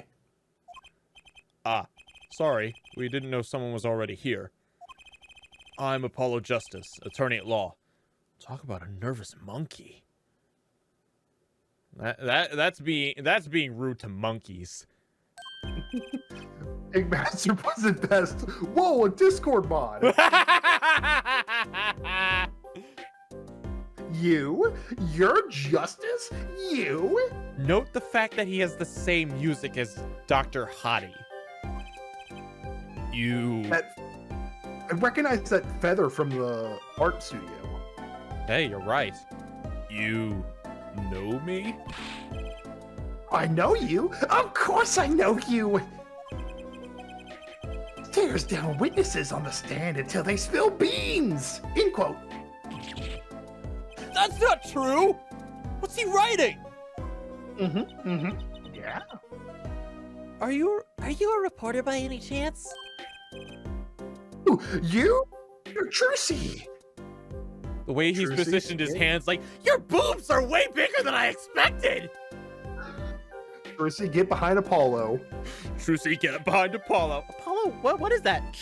Oh, just something I feel like we're gonna need really soon. I'm famous? Oh yeah! Trucy Wright hates carrying a bag. Puts everything she owns in her panties. End quote. God dang it. That's so not true! Just hold on your beaches there. On your breeches there. I'll wrap up this interview in a jiffy. I want to smash his teeth in so bad. There's just something about this guy I loathe. Interview? Oh, guard, I think I know what's going on here. Guarding room is my life. What else could I possibly need? End quote. No! How many times do I have to tell you this? Look, I got work to do. You deal with him. Did you come here to interview the guard? Oh, what a pickle. Accused won't talk. Had to interview someone or go plot crazy. End quote. Huh? I It's like, should've guessed. please save me. Please save me. Please save me. My manners. Yeah, where are they? Name's Brushel. Spark Brushel. Spark Brushel. I'm not picky. Journalist just closes his eyes. Writes. End quote. What's that nauseatingly strong mint smell every time he grins? Well, he probably brushes his teeth all the time. Until you've been interviewed by me, you don't know what thrilling is.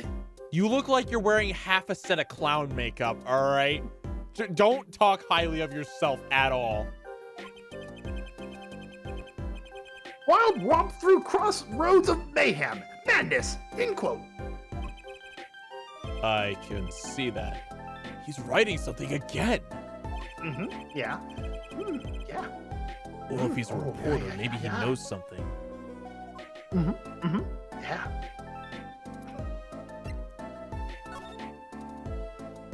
Alright, you spastic bastard. Talk. So, Mr. Brushel, you're a journalist? Me? Look, let me state one thing for the record here. Yes? I'm the interviewer. You understand, yeah? So I'm the one asking the questions here. End quote. Okay. For instance, you think a movie director watches movies? Well, I think he probably does. Exactly. I knew you understand. Huh? I think I know why it makes him so creepy. Why? Because he's a journalist? I mean, like gameplay wise. In the Ace Attorney series, each character only has like a couple frames of animation, Yeah, I know. but every single one of those frames are kind of natural to the point where you kind of have a lot of implied movement with it. This guy just he's skipping a lot of frames. I was gonna say it's his design and behavior. I mean, that too. So the night of the murder, you were at Drew Studios? Oh, me? Look, let me state one for the record. Yes. I may look calm and collected, but I'm busy, real busy, always on the road. Journalists always buy one-way tickets, never look back. End quote. I can understand that philosophy, but You want to know the thing about one-way tickets? Once you use them, they're gone. That's why they're called one way. I just realized he's holding a toothbrush. Yeah, and his hair looks like a toothbrush. What the fuck? This guy is so weird. All because you have to give them to the guy at the airport. true enough. But don't they give normal tickets away too? Exactly. See, it's the same thing. What is? The interview. So you went to do a story on Drew Misham? And he'd never had a story done about him before? That's right. Look, let me say one thing record here. What? I'm sure you're gonna want to know about my sources. What tipped me off to Drew? Why do the interview in the first place? Well, yes. Look, it's like, oh, I've got it. Say there's this burger joint with a fabulous ketchup. Maya breaks in the wall. I'm listening! It's like, where the fuck did you come from? You think the burger guy's gonna tell me where to get? He got it? At the supermarket, maybe? Exactly. See, that's what I'm talking about. What? I think I may have actually understood that one. You want to fill the rest of us in? Well, there's nothing I can say about. Well, there's nothing I could talk about really. Walls have ears, eyes, especially glass walls with speakers. End quote. Right. Guess we'll leave then. But since you're here, might as well tell you what the tidbit of news I saw, just for the heck of it. Sure, tell us! Just for the heck of it! I remember it like it was yesterday. I'd seen a movie on the trip and wandered into this burger place with amazing ketchup, when an article in the tabloid caught my eye. Famous oil painting stolen from art dealer's gallery, in quote. I believe it was. An oil painting? A stolen oil? Oh, hey, you don't think it could be that oil painting behind that dresser? It could. Happens every day, right? No. But I thought I'd seen that painting somewhere before. Let me take a look. Let me Okay, which one of these was it? Oh, so it was this painting.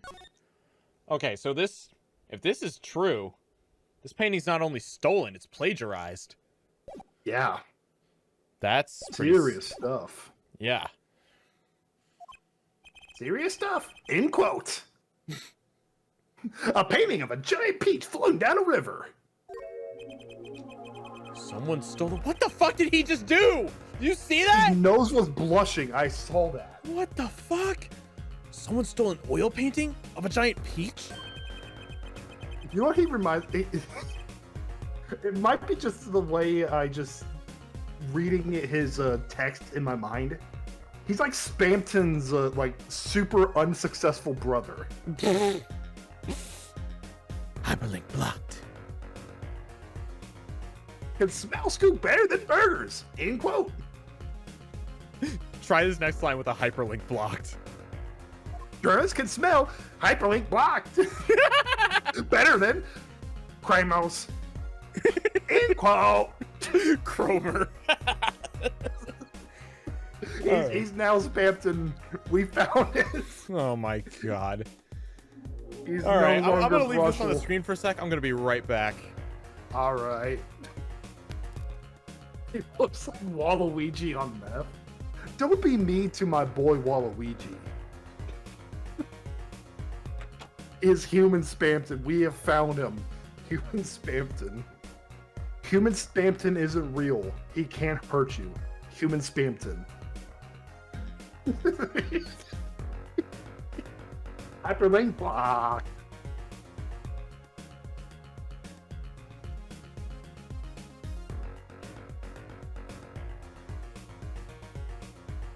Here I am giving everything weird ass nicknames. Don't mind me.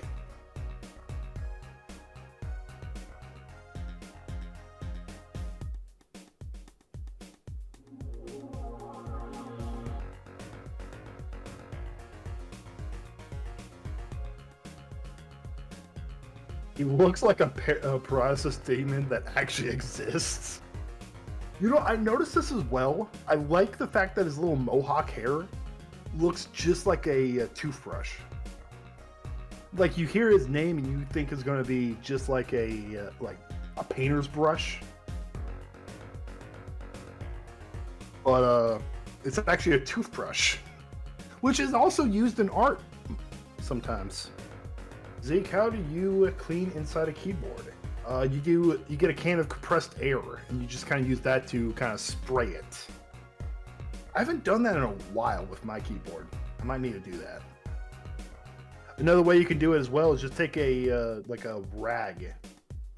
I don't think you need it to be damp. Just get like a dry a rag. Time to draw some cursed art, totally not including Brushel. Oh, Linktoon, you have the gift of art, and yet you choose to make cursed shit out of it. I approve. I approve.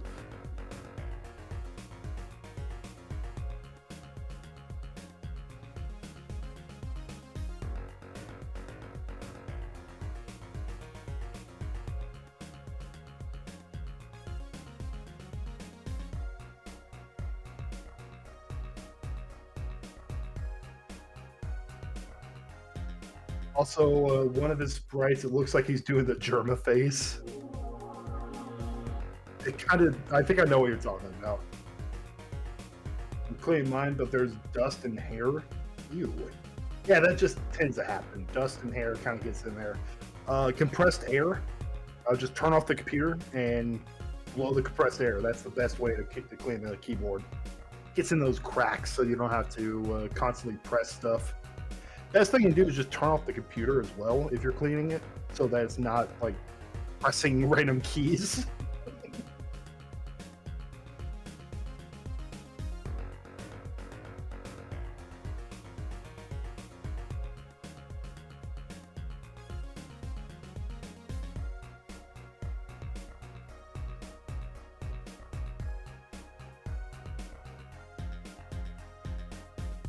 Holy crap, it's 9:30 on over here, my time. Dang, night just goes. Luckily, we're almost done with this portion.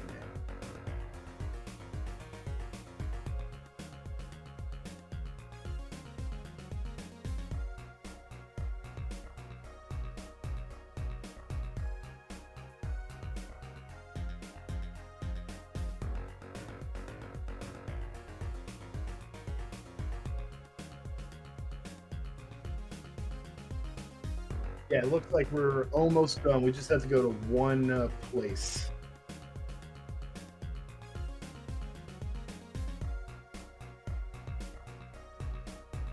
One more place. We got one more X-ray minigame to do, and we're almost done. Oh, I think I hear Siejax.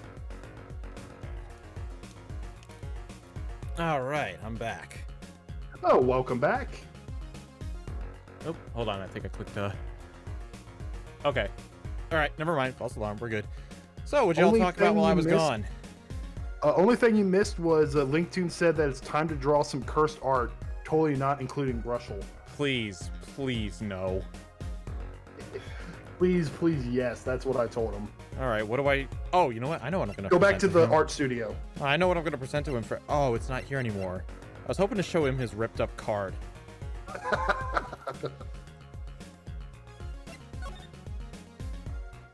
And present Emma the hidden painting. Okay. Well, how'd it go? Find out anything? Actually, there was one thing I wanted to check with you. What's with that scary face you're making? And what's with that I know something but I'm not telling you face you've got going, Emma? Present her the hidden painting? The hidden painting. This painting came from behind that dresser. Ah, yes. So? It was stolen, no? I was hoping you wouldn't figure that out. Do you think you could tell us a bit about this? I suppose. It's what you think. Drew Misham was a forger. Ha! Oh, I thought so. A forger?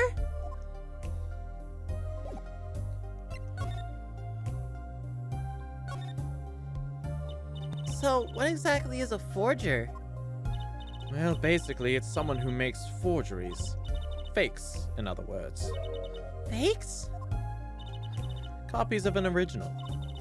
Exact copies, so precise you can't tell them apart. Man, if only we had those in the bootleg video game scene. right. Well, why not just photocopy them? Too easy. The big problem with forgeries is that people try to sell them as a real article.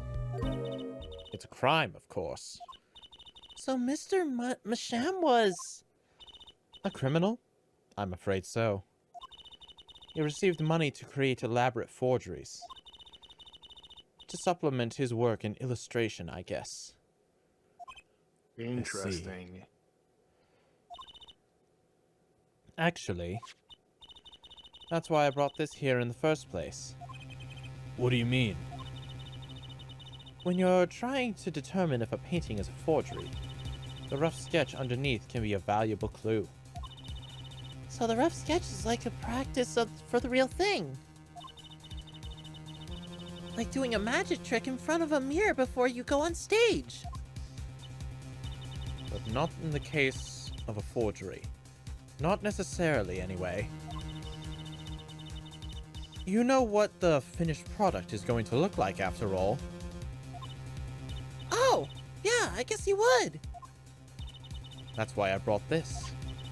I'm going to use it to see what's under the paint of the finished pieces. I get it now.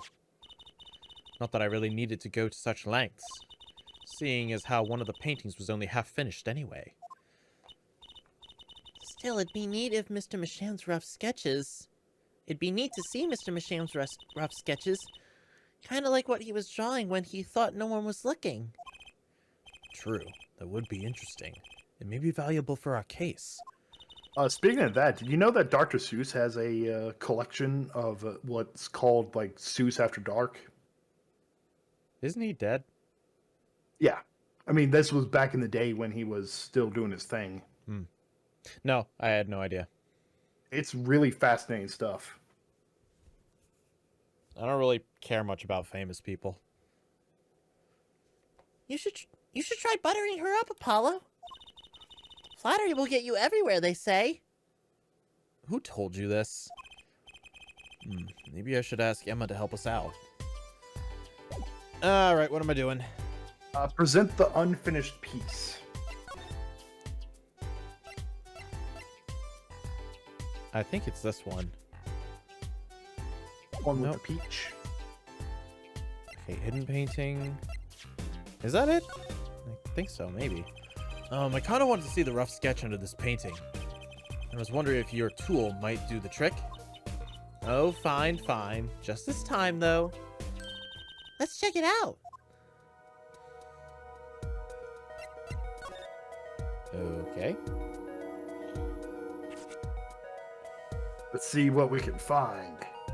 All right.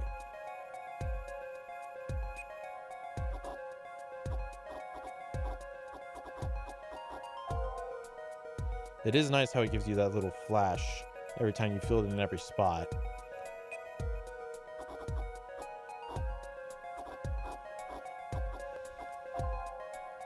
All right, I'm watching on delay. There's nothing much to see yet. Nice, nice.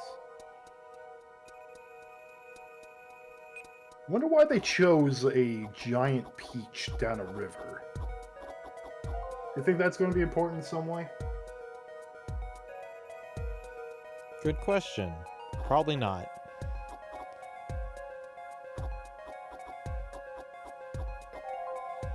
That looks like a monster on top of a tower. Okay, let's print this out. What the fuck?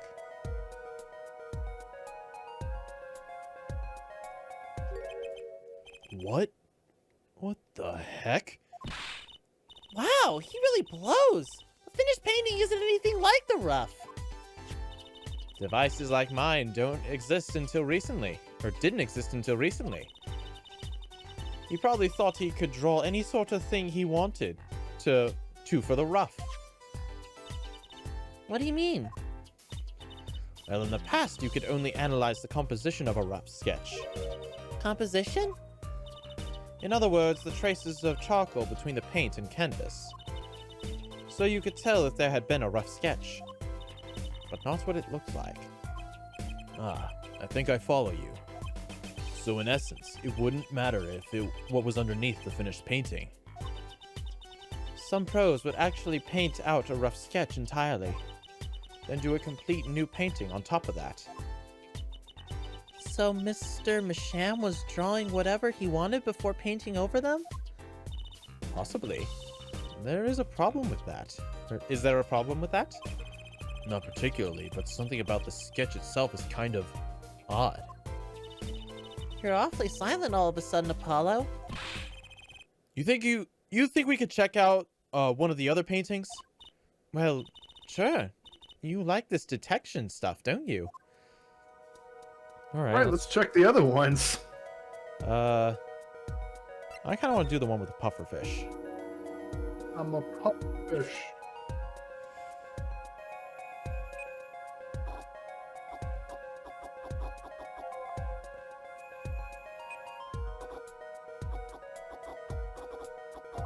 You know, given that he's a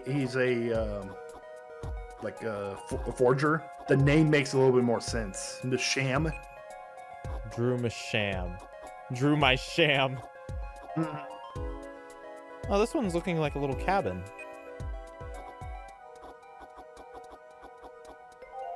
It is a cabin. Okay, let's print this out. Wait a minute. That kind of looks like the noodle stand. Hey, that is the noodle stand! That I know it's a little hard for you guys to see, but there's a bowl in the bottom right corner. A noodle bowl. I think I see what you're talking about. I just need to see it printed out.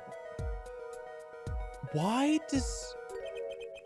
It's so weird. Yeah, that is that portable noodle stand. This one too.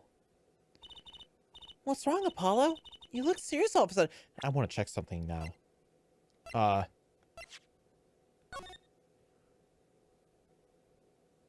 What? Can I not? Oh, I guess they're not in the court record yet. I think I know what Apollo's about to get onto. You think I could have just a look at the last of these?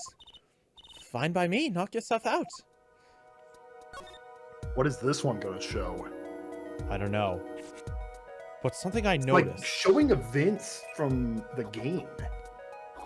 I was about to say, if we took another look at the first one, would that be like the stage lifted up? It And could be. where Gavin was on, where Gavin almost caught fire?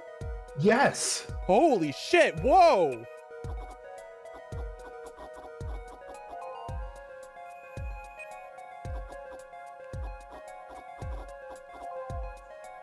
What is Miss Sham doing painting the events of this game? Yo! This is the events of the first game! That's the cards! I haven't got to that part quite yet. Oh, the trick cards. Okay, let's print this out. Oh, I'm seeing it. Yep. That's the card game. What the heck is all this? I hesitate to ask why you're getting so excited.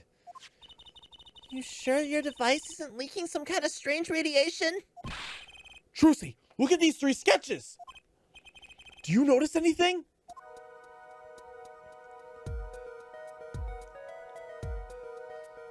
The noodle stand. There was the cards, the noodle stand. And then, that's Gavin! He's holding a guitar! Ah! Now you're both white as sheets. What's going on? These sketches are all of the 3 cases I worked on. What?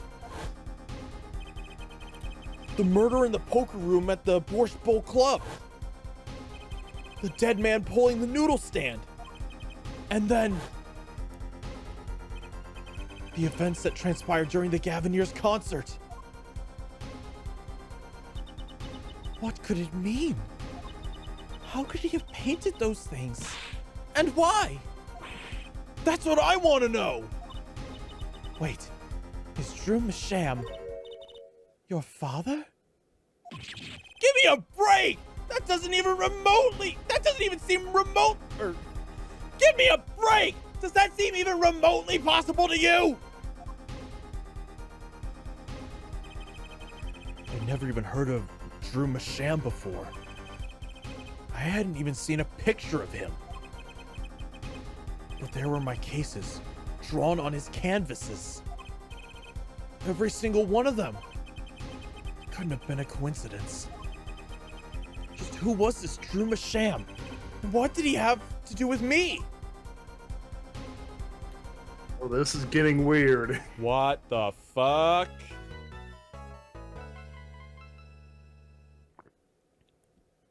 We're leaving off on, well, one hell of a cliffhanger, I'll say that much for certain. I have to say, this game so far is keeping the tradition of the final cases being batshit insane. Yeah. Oh, wow. This is, I wish I could keep playing, but we've been doing this for 4 hours. We gotta go ahead and call it here.